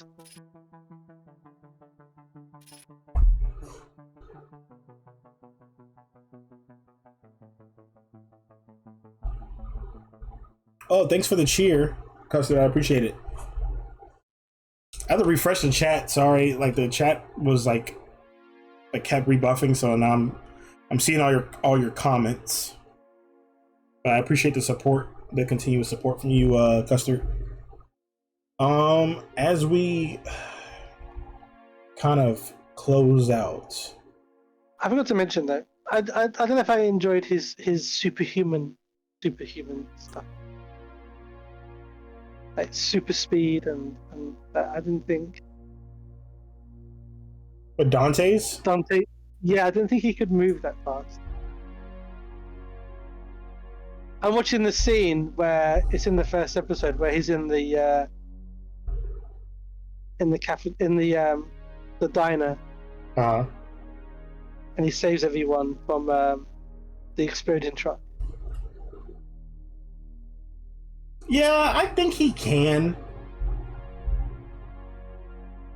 I think he can. I think Dante is broken. I'm gonna say that right up front. Dante's broken. He's just built different. Yeah, because this man is in talks with the likes of Kratos and Doomslayer, Omni-Man, and I'm not gonna lie, against every single one of those, I got Dante. I genuinely got Dante winning that. What? Beating Omni-Man? Yes. Well, I mean, if Dante comes with with his weapons of choice as well, I guess. Yes. That makes sense. Like DMC5 Devil Trigger Dante is, yeah, he's beating Omni-Man. Okay. Yeah, that's fair. But and that's another thing. I guess one more con I will say. I know he's just learning about it, but I think the use of the Devil Trigger in the show was kind of wasted on certain characters. I think his moments of using it was kind of or they could have been used more. The first transformation was good. I like when he's saved everybody, used the Devil Trigger to save everybody. That was good. I wish that was kind of a moment of surprise in the fight when he used it. So that was the final upper hand. It really showcases that that power gap that power increase that he gains. Because when he was fighting the right hand man of the White Rabbit, he didn't fully use it. He only got spurts of it. And then when he fought the final form, then he finally kind of used it, and it still wasn't enough. So it was kind of it was fluctuations in his use of it. Because when he was saving the people in the plane, it was he had it for a long time. Yeah, that's true. But then when he's fighting, and now it's just gone. It's 2 seconds and then it's over. But yeah, man. So wrapping up, don't worry, I didn't forget about a few things. There's a new thing that I've added to the series, and we will respond to it. But since I I had one already written, but I'm adding a new one alongside of it. And City already wrote it in the chat, the first one. It's called Question of the Night. So this is how you guys can get directly involved in the chat, in the discussion that we have on the show. We'll give y'all a question for you guys to answer, and then in the Discord, you guys can write down like a short little like paragraph long response to our prompt or question, and we will read it on the following episode of the Night City podcast. So we have the first question of the night. In any form of media, books, shows, games, films, what was your favorite plot twist moment? So that was the first one. Spoiler free. Spoiler free is hard in some. I know it's hard. Yeah. I know it's hard. Or like in this case, you can like give me like a general, or like what type of like twist? Is it like a character twist? Does it affect the environment? That's the entire story. For me, I narrowed it down to 2. Mm-hmm. I would say 3, but the third is kind of a bit kind of, yeah, you knew something was up. I watched the film last night because it was an interesting thing. But I legitimately got stuck with this. My brain went to mush. I'm like, I have seen so much media, like TV shows and movies, and I'm like, come on, I must know of one like awesome thing that I watched, and like that's an epic plot twist. I did not see that coming, and I generally got lost, and so I went online and I looked up like oh my gosh, Custard. And I went and looked up like best plot twist in TV shows, best plot twists in movies, and one of the plot twists in the movie was one I was thinking of. Now I'll go the soft one, which I thought was like, yeah, if you've never read the books and you're watching the movies for the very, very first time, I can say this one is a spoiler because I'm pretty sure that everybody has watched this movie. Yeah. When I say spoiler free, it's like within reason, like 10 years, like 10 years of release. Like, okay, you can like say what it is. But this soft one was the first one that popped into my head. Was Gandalf. Gandalf? When Gandalf dies, and as Gandalf the Grey in the Fellowship, and if you've never read the books and this is the first movie, you do not know if he's coming back or not. You're like, oh my god, Gandalf has just died. And when he comes back in the second movie as Gandalf the White. Yes, Aura, peak. He pulls off the robes. Oh, I actually just watched that like 2 weeks ago, I think. Really? So that was like my stuff. When I looked up online to look at all these other choices, there was another one that my partner suggested to me, and it came up in the choices. You may have seen it's a horror film, and it's called Shutter Island. I've heard of that. I think it's Leonardo DiCaprio, I think. Yeah.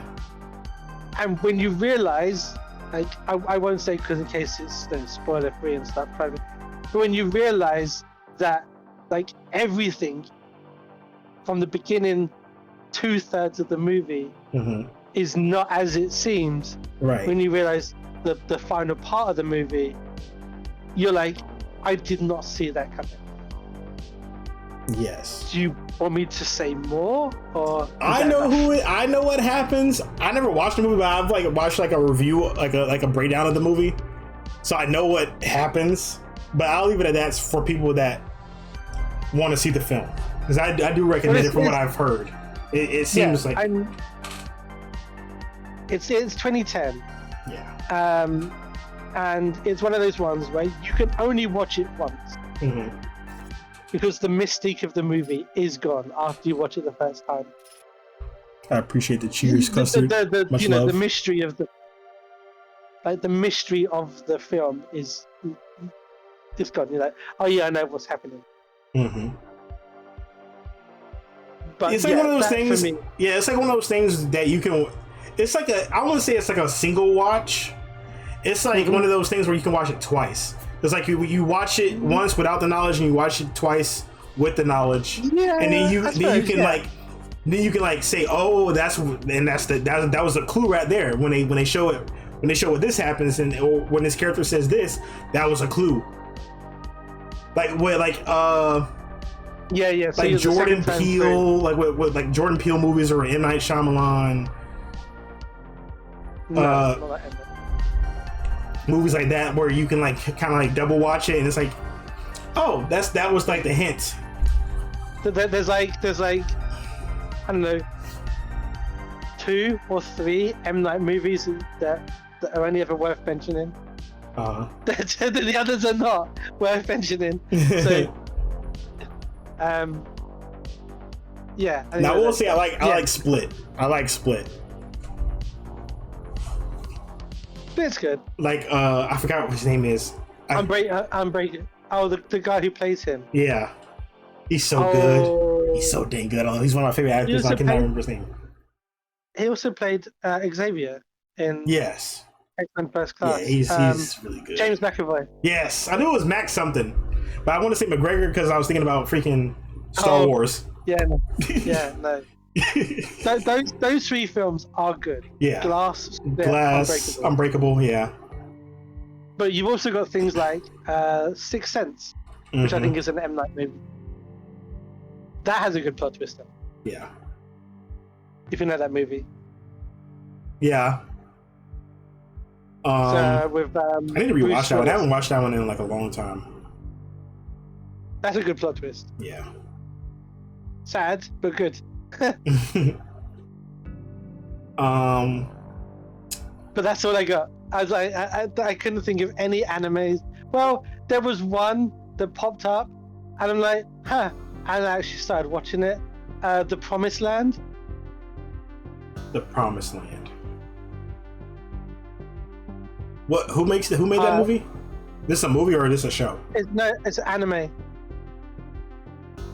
Oh, you mean The Promised Neverland? Is it Promised Neverland? I think it's Promised Neverland. Yes, I think it is. Sorry, my bad. Yeah, that was my show too. That was a good one. Yeah, The Promised Neverland. The first, I spoiled it for myself because of looking through the list of like the best anime. I need to read the manga because like season 2 was unwatchable. I fear. Yeah. I hate to say it. Like stop at season 1. Like stop at season 1 and just read. Because like. That's fair. Yeah. Custard has said Star Wars Luke's dad. Oh yeah, that's a good one. That's valid, Custard. Yeah.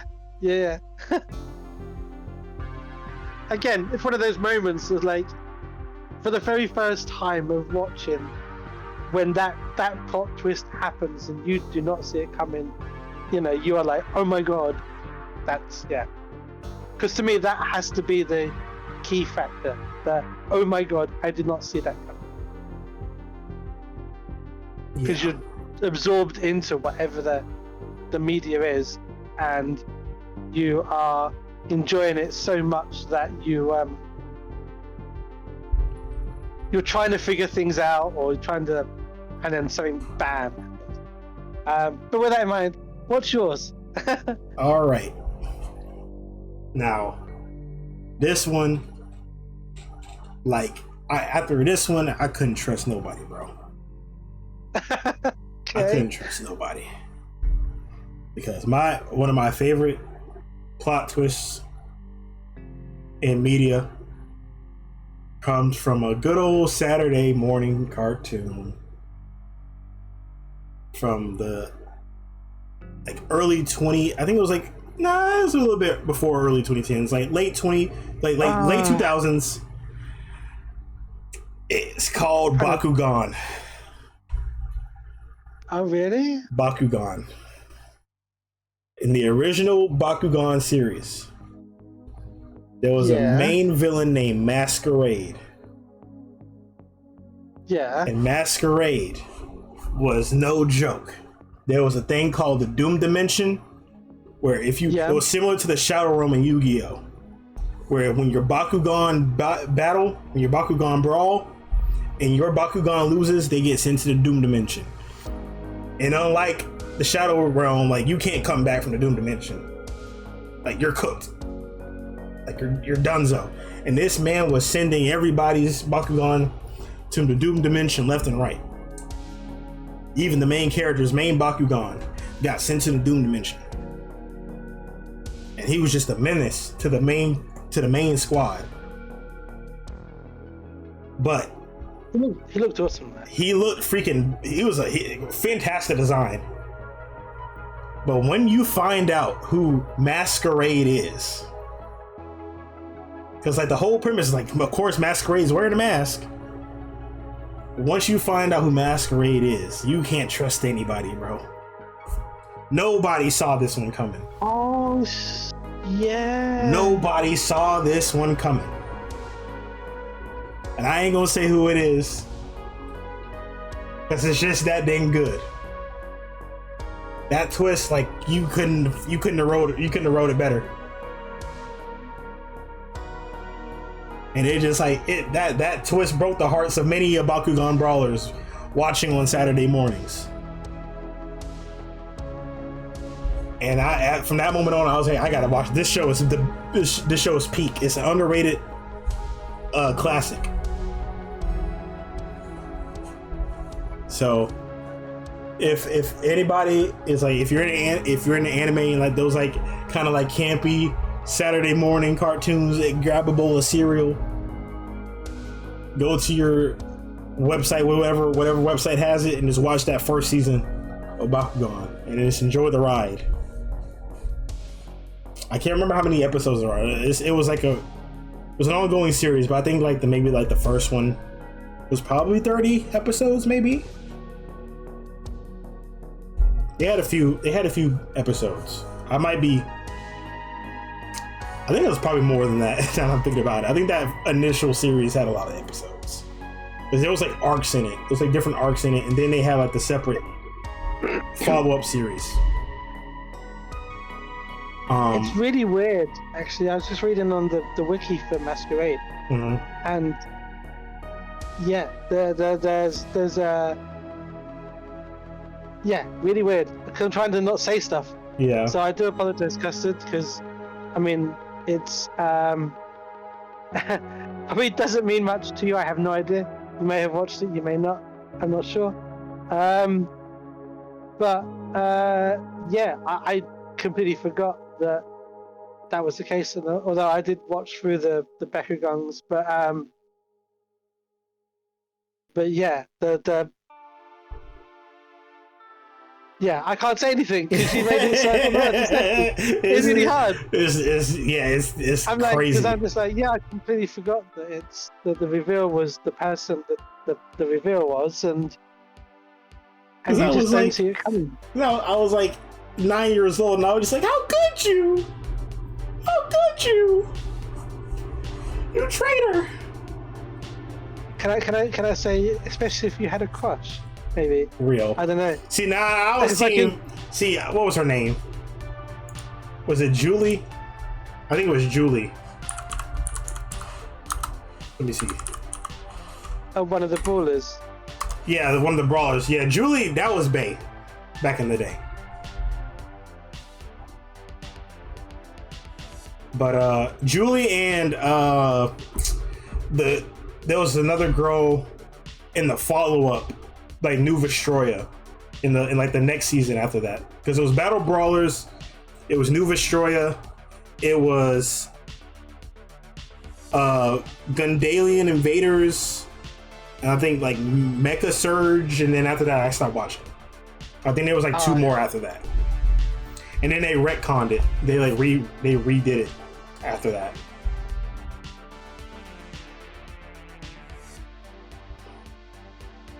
But Yeah, that was Julie. Julie was Bay.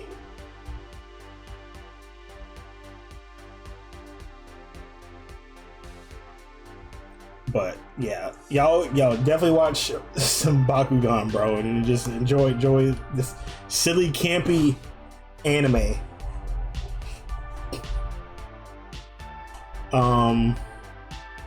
But yeah, we're gonna probably wrap it up there. But don't Did you worry. just only have the one? Yeah, I just had the one. Oh man. Don't worry, it'll fill up the space when we have more people responding. So, sorry. The other question, which was just me, what I asked earlier. Do you guys who's winning in the fight? Let me know. Let me know on Discord and on the other thing that I will get to in a second. Let me know. Can Jinwoo be Ainz Al Ghul? I need to know, chat. Y'all let me know on Discord. That's the other question of the day. Can Jinwoo be Ainz Al Ghul? Solo leveling versus Overlord. Who's got it? Who's got it, chat? Let me know. I got Ainz, but who knows? I still got my boy Ainz. I love Overlord. He was broken in that show. Jinwoo was getting there, but I don't know if he's all the way there yet. That's my cope. But yeah, that's the next question. Y'all let me know. But now, funnily enough, that has actually been a question on Reddit. What, Ainz and Jinwoo? Yep. Wow. From 4 years ago, apparently. Wow. Which doesn't make sense because I didn't think solo leveling was out. Well, it was like the Korean mangaka, I think that's what it's called. Okay. They had a Korean like mangaka. Shall I read what it says here? Just as a sure, just like comment? Just like a brief comment. So the battle is Sun Jinwoo enters a gate emitting a peculiar manner that he's never felt before. As he enters, he finds himself in the Great Tomb of Nazareth. Yep.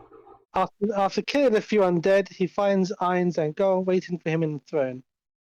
So he's got two necromancers, go at it, who wins? Rules are, both get prep time for a day. For a day? The only information that they are given is that they are going to be facing someone very strong. Nothing beyond that. Sun Jinwoo is in his state at the current manhwa, and Ainz is how he is. Oh, it's a manhwa. I'm thinking that's what they call it, manhwa. Yeah, I might be thinking about the Ainz Chinese one. Wait, go ahead. So then Ainz is how he is at the end of season 3 if we win. And then it says round 2, both are in their light novel version. And one of the top comments is hold on, I'm just trying to read through. Someone, I think I read someone said something about that Jinwoo would have to find a way or have a way to stop Ainz' time stop. If he has a way to stop that, then possibly, I'm guessing.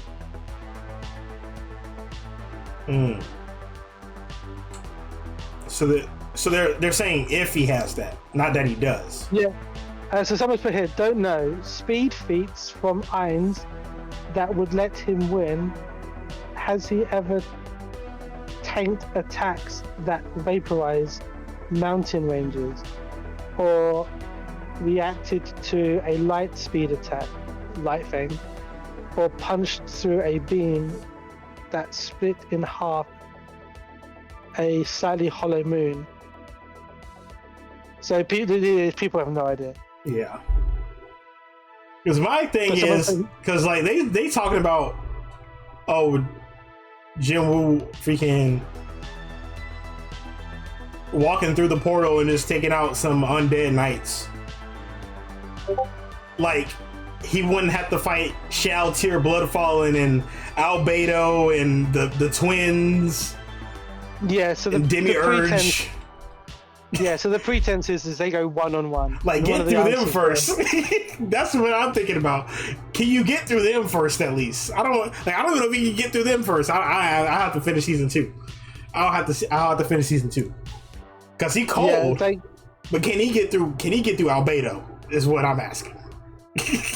Would Jinwoo get through Albedo? Yes. Like, can he get past the Guardians before he gets to the Demon King, the Undead King? One of the comments here was round 1, Ainz wins. He has mass death spell that will destroy all of Jinwoo's minions instantly. Type shit. Ainz has also far more minions than Jinwoo. Secondly, he has time magic and can use instant death spell to instantly kill Jinwoo. Like, yeah, everyone should refer to the instant death and time magic. Like, I want to show you. I don't even want to show it to you. I just want you to hear this one scene, and like this, like, sealed the deal for me that Ainz is just like broken. It's this fight with Shao Tier in like the first season. Oh. Like the first season. This is the first season. I want that to be clear. I want you guys to hear this man power up. I just want you guys to hear what he sounds like. Oh, you're gonna, yeah, that's funny. Yeah, go on. I gotta find it. Please, let me see. Let me find the clip. If you got it, I've got it. Because I had it before. There it is. I think this is it. You got it? I think this is it. Yeah. Okay. Can you play it? Yeah. Hold on. So while you're setting that up quickly, so Custard, it's an anime called Overlord. It's actually one of my favorite animes. The character in it, it's like a guy's trapped in a game. So everyone is like logs into this game world one last time. Everyone logs out. Ainz, or the character Ainz, doesn't log out. Mind you, his guild is like one of the best in like the world. Yeah, like the top highest guild in the game world. Yeah. But the character doesn't log out, or the player doesn't log out, and he's stuck in the game world. Yes. And he kind of messes around right at the start. It's not really important, but he messes around with one of the game's background stories. And then when the game glitches or something, that what he's written in for this character is then real. It's like exists. Mm-hmm. So throughout throughout the show, you kind of hear him talk in two voices. He's got his character voice and then like an internal voice. But he's like a super necromancer. Yeah. And throughout the show, he's kind of trying to find his footing in this new world that he's, in basically, where it's like a fantasy kingdom. But it's without spoiling it too much. He's trying to find his footing. He's trying to insert some kind of existence or dominance, maybe you could say. But he's overpowered. Yes, he's cracked. He's broken, and this is the perfect example. Yeah. So I'm gonna play the audio. I'm not gonna show the clip just so I don't get freaking sniped by freaking Capcom. I mean not Capcom, but Crunchyroll or whoever they're on. Let me turn it up. Don't worry, it'll be in English. Fly. Infinity Wall, Magic Word Holy, Life Essence, Greater Full Potential, Freedom, Force Data Life, See-Through. This is him adding stats and boosting his stats. Greater Resistance, Mantle of Chaos, Indomitability, Sensor Boost, Greater Luck, Magic Boost, Dragonic Power, Greater Hardening, Heavenly Aura, Absorption, Penetrate Up, グレーターマジックシールド He's still マナエッセン going. ストリプレットマキシマイズマジックエクスプロードマイントリプレットマジックグレーターマジックシールドトリプレットマキシマイズブーステッドマジックマジックアロー Oh my gosh. There you go. It's absolutely insane. Absolutely crazy. This man is broken. I don't know, Jin Woo. You got 24 hours.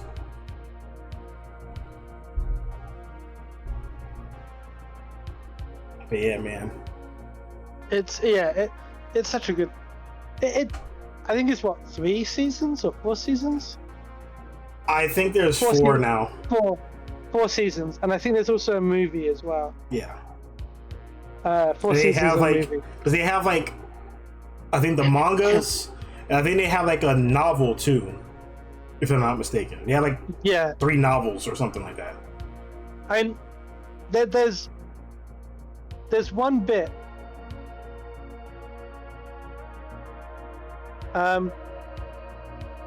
There's one bit in the show where he I can't remember what season it is, but he takes on like a rivalry kingdom, and for me it's one of my funniest moments because he uses a spell which is just the I think it was like it wasn't the actual spell, but it was the the summoning requirements for the spell. Yeah. Which just so happens to kill, I think it's like 10,000 of the enemy's troops. So he didn't even do the actual like technique. It was just the charge up for it. Yeah. It's just the charge. So he just instantly kills the 10,000 troops, and then he summons these massive, hideous, like homunculus kind of looking things that have like, I don't know, like horse hooved or cow hooved feet. Oh yeah, and those things were creepy. And that was the spell. And he's like, I think he summons 4 of them. And he's like, I've never summoned that many before. Something like that. It's like really, really like blasé comment that he says. Yes. In response to me, he's like, I must make a note of it, or something stupid he says. And it's this like, oh my god moment. It really is. Like, you just can't believe he just carelessly just like pop. Yes, they are like roughly they're roughly like 25 minutes, unless there's like a special. Like they usually like have the last episode of a season be like an hour, like 45 minutes to an hour long, if it's like a special episode. But they're usually like 25 minutes, like your average viewing time for a show. The guy Ainz Angol he's a necromancer, but not he's just a skeleton. Yeah, he's just a skeleton, but he's the most expressive skeleton ever. Yeah. And his like highest general, which is his character called Albedo, is obsessively. She's smitten. She's in love. She's psycho. She's crazy for this man. Yeah, it's obsessive. It's just funny. There's a bit of fan service with it, but yeah. Because like the thing is, like his subordinates were creations of his fellow guild members, but since the guild members left, he was like left in charge of all of them. Yeah. So they're like they all like follow him and obey him, and they and to like different levels of extent, they all are in love with him in some way or another. It's kind of funny. It's like it's one of the words like they all like have like admire him or like yes, really there's like an admiration. Like Demiurge is like in love with his brain. Like he's like he loves his intelligence. The twins see him as like a loving fatherly figure. Shaltir and Albedo were like in love with him to like an extent. Coctus is in love with his strength and his power. Yeah. So like they all like have some like obsession with him in like different ways. So it's funny. In like for me, like watching, because the genre is isekai, so it's like otherworldly animes. Yeah. And I think Overlord was my second. So I watched Sword Art Online. Then I found Overlord. Same.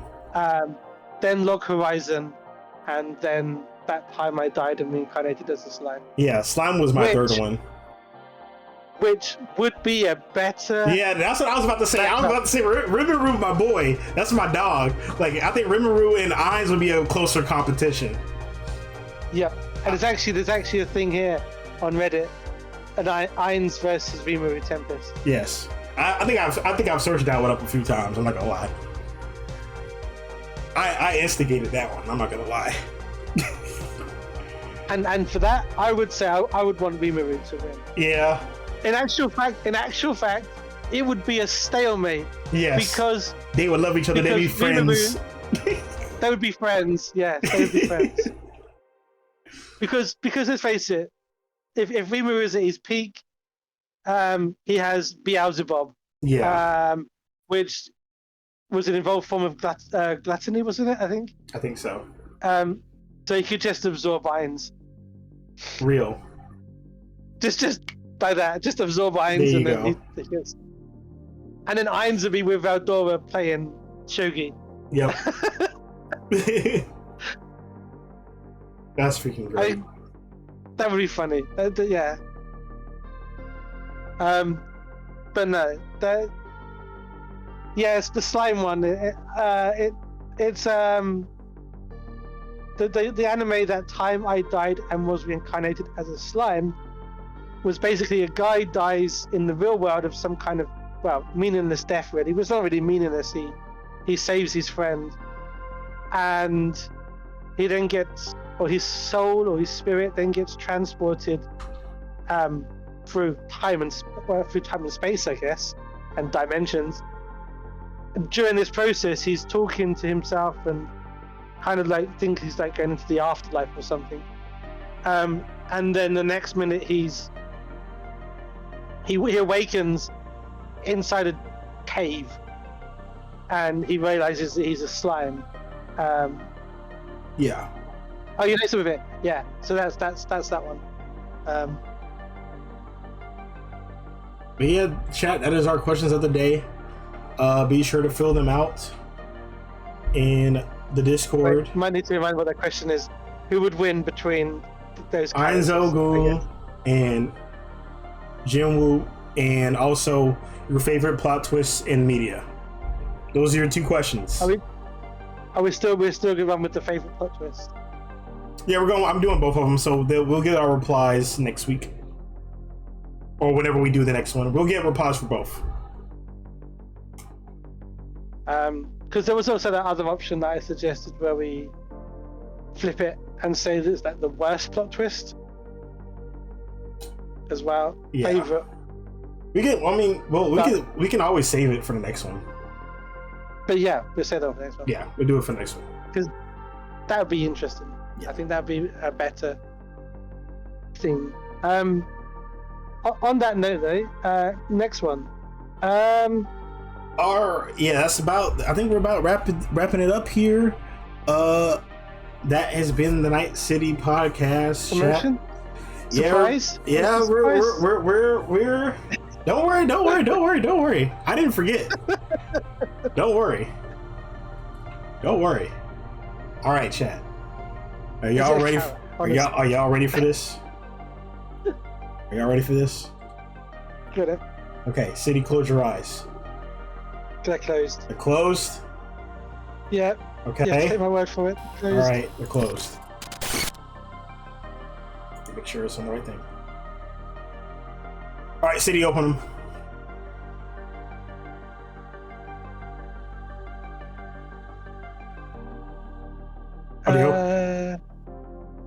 I've opened. Ooh, what's that? Welcome, ladies and gentlemen, to the official new YouTube channel the Night City podcast. Ooh. This is where all of the VODs will be placed from here on out. Is that the little me? That is little you, brother. Oh. So yeah, this is the new channel. I just created it. That's why it took so long for me to start the stream. That's fair enough. So, yeah, we'll be putting the VODs from the podcast from here on out on this channel. I will put the link in the chat and also on Discord for you guys to follow. And you can also leave your answers whenever we have VOD. Whenever the VODs are uploaded, you can leave your answers in the comments of the YouTube comment section for the question of the night. Now, I just typed in onto YouTube. I know you're going to put them into the channel. I just typed into YouTube, Night City podcast, and there's actually a thing called Night City Live. That's funny. As an actual podcast. Well, we're gonna have to get licensing. We're gonna get copyrights. No, they do different things. We gotta get trademarks. Because I was thinking about that earlier. I was like, I typed in my name randomly on YouTube, and it was the first thing to pop up. But I was like, huh. Then I kept scrolling. It was like somebody else with the name. I was like, I need to get this trademarked. But here we go, chat. There is the link to the channel. Be sure to subscribe to the channel right here and now, ladies and gentlemen. And just stay tuned for when the VOD drops. I'm probably just gonna cut out the first part of it, like the opening part, and just slap it on, go ahead and put it in the channel. So yeah, you can either put your replies to the question of the night and whatever you want to say. If you just want to say nice things about us in the podcast, you can also do that too.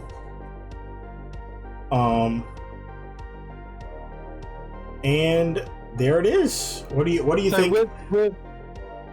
I've just I've subscribed to it with my other YouTube channel.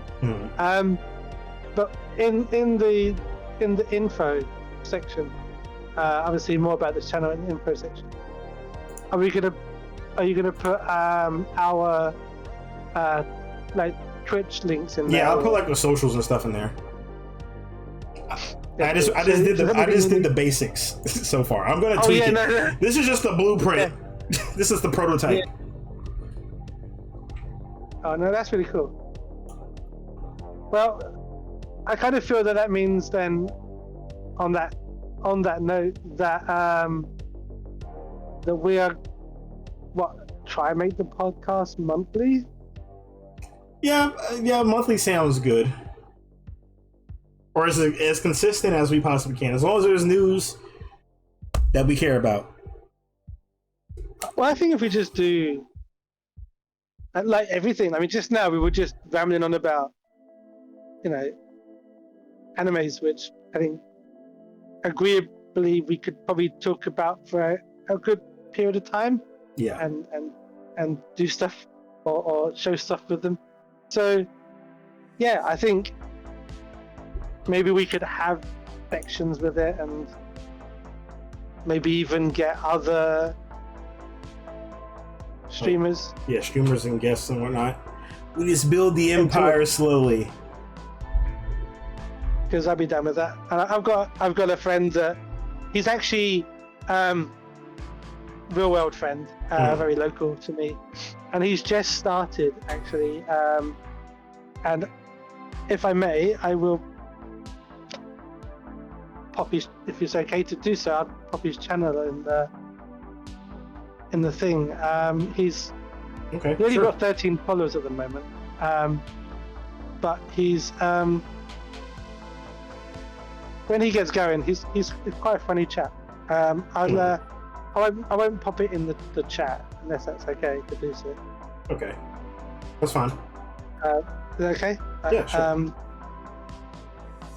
Yeah, so he'd be someone that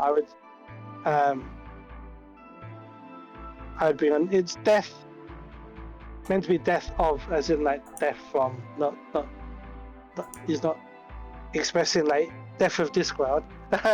Mhm. he was more of a he was saying that he's deaf, as in from Discworld. Oh. Yeah, a bit of a typo. I said to him about it. I think he was going to try and see if he can change his name, but he doesn't quite know how to do that yet. So, That's what's up, though. but yeah, he's trying to be quite relatively consistent at the moment. Sorry about that. Feedback there. So yeah, I think that might be a great idea. Just, like getting other people on,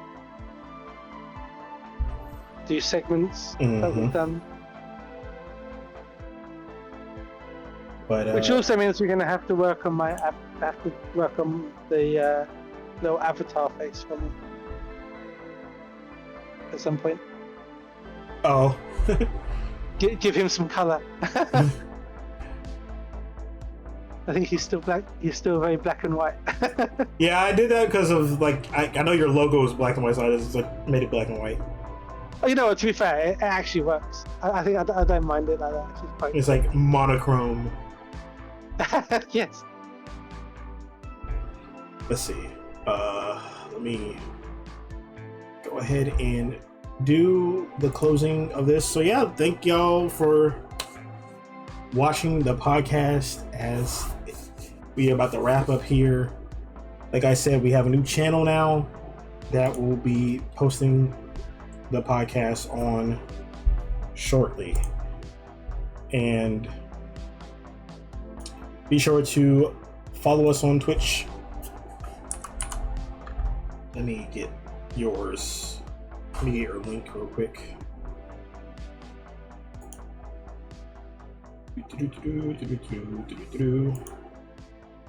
Yes. Now I just to while you're doing that, just to let people know for my streaming. Thank you, Custard. For my next streaming, I was gonna try and see if I can maybe stream tomorrow evening. Oh yeah. To finish off a second time XCOM 2. Nice.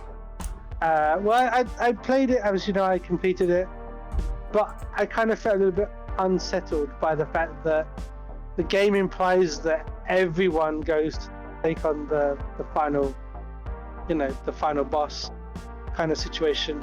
Right. But only a team of 6 go. So I wanted to do the last 2 stages again, but with different characters. Okay. But I had some problems with some of the streams that I had done, where the game was crashing, which was annoying. So I wanted to finish that finally, and I then won't be streaming again until Thursday next week. Oh, okay. I have a hospital appointment the next day, early Wednesday morning. Oh, So okay. I'm Good luck with able to that. stream. Huh? I said good luck with that. Yeah, it's only a precursor really to the main thing. It's kind of like a checkup, weighing up the pros and cons of having to have a surgical procedure on one of my legs. Okay. Nothing major. It is and it isn't. Right. It's in the kneecap. So I've got to go and see, I guess, some consultant or something, and hopefully find out what my options are. Thank you, Custard. Yes. So that's what's happening with me on Wednesday. Also, next weekend is my birthday. Hey, that's what's up. 8th of June. 24-hour stream? What? Maybe. That could be. I could do. See what I see. I haven't been. See what I give. See what I give to y'all, cities community. I did this for y'all. I convinced him. It'd have to be a stream with like intermittent breaks because For sure. Have puppy duties, but quite possibly. I have to see what I'm doing with friends and family for the birthday, but if not on my birthday, I like the day before or like a day afterwards, I could do a post birthday stream. That's what's up. Find a game worthy of 24 hours play. Yeah. You can do like multiple games. You can like take a break, or you can like. Oh, I have a retro game that I could easily play for 24 hours. Oh no! Okay. Final Fantasy VIII. Oh yeah, that'll do it. Yeah. Yeah. Wow. It was a game that I bought. I wanted to play as like trying to do like a retro-esque game, as opposed to having to pay up for modern games. So I thought, well, this is So every death is a shot. Maybe.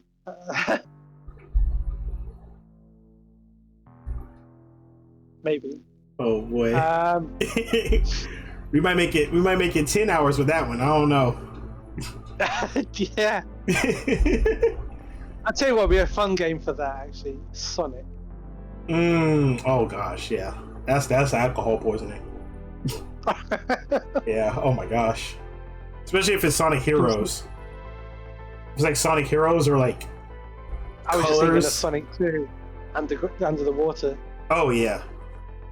Looking for an air pocket. Mm-hmm. You get that life. You get that one life that's down in a particular point. You get it to potentially just to lose it if you don't get back up in time. Which is annoying. That's insanity. But yeah, no, thank you. Before the hangover, so yes. But all right. So it's in 2 weeks. Your birthday?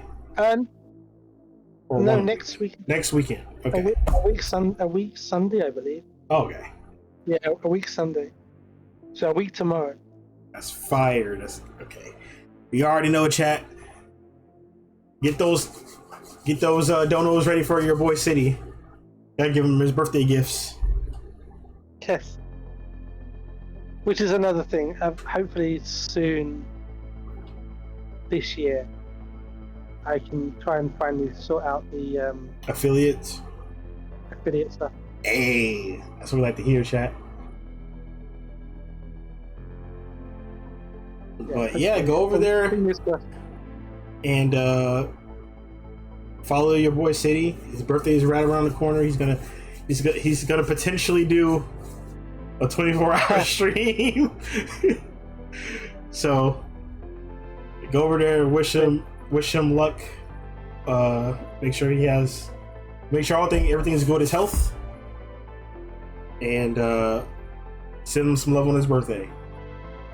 Yes. But, all right. So thank you everyone who joined in and watched. And yes. Thank you for everyone who watches the playback on our new channel. Yeah, I can't wait. This is gonna be an easy one. I can just maybe just cut out some of the beginning and just slap it up right on the channel. Mm-hmm. So y'all most likely see this one tomorrow.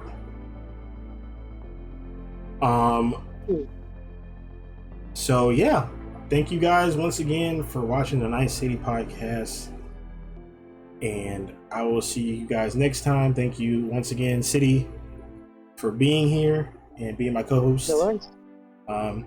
We'll probably get some guests soon. The homie Vault is actually in Japan right now. He should be coming home today or something like that. So we might drag him on here and tell us how Japan was. Give us the scoop. We already caught him lacking in apparently this muscle mommy bar on Twitch. They have like a muscle mommy stream on Twitch, and apparently he was in it. So we're gonna hunt that video down. We're gonna drag him on here. So yeah, we will see you guys next time.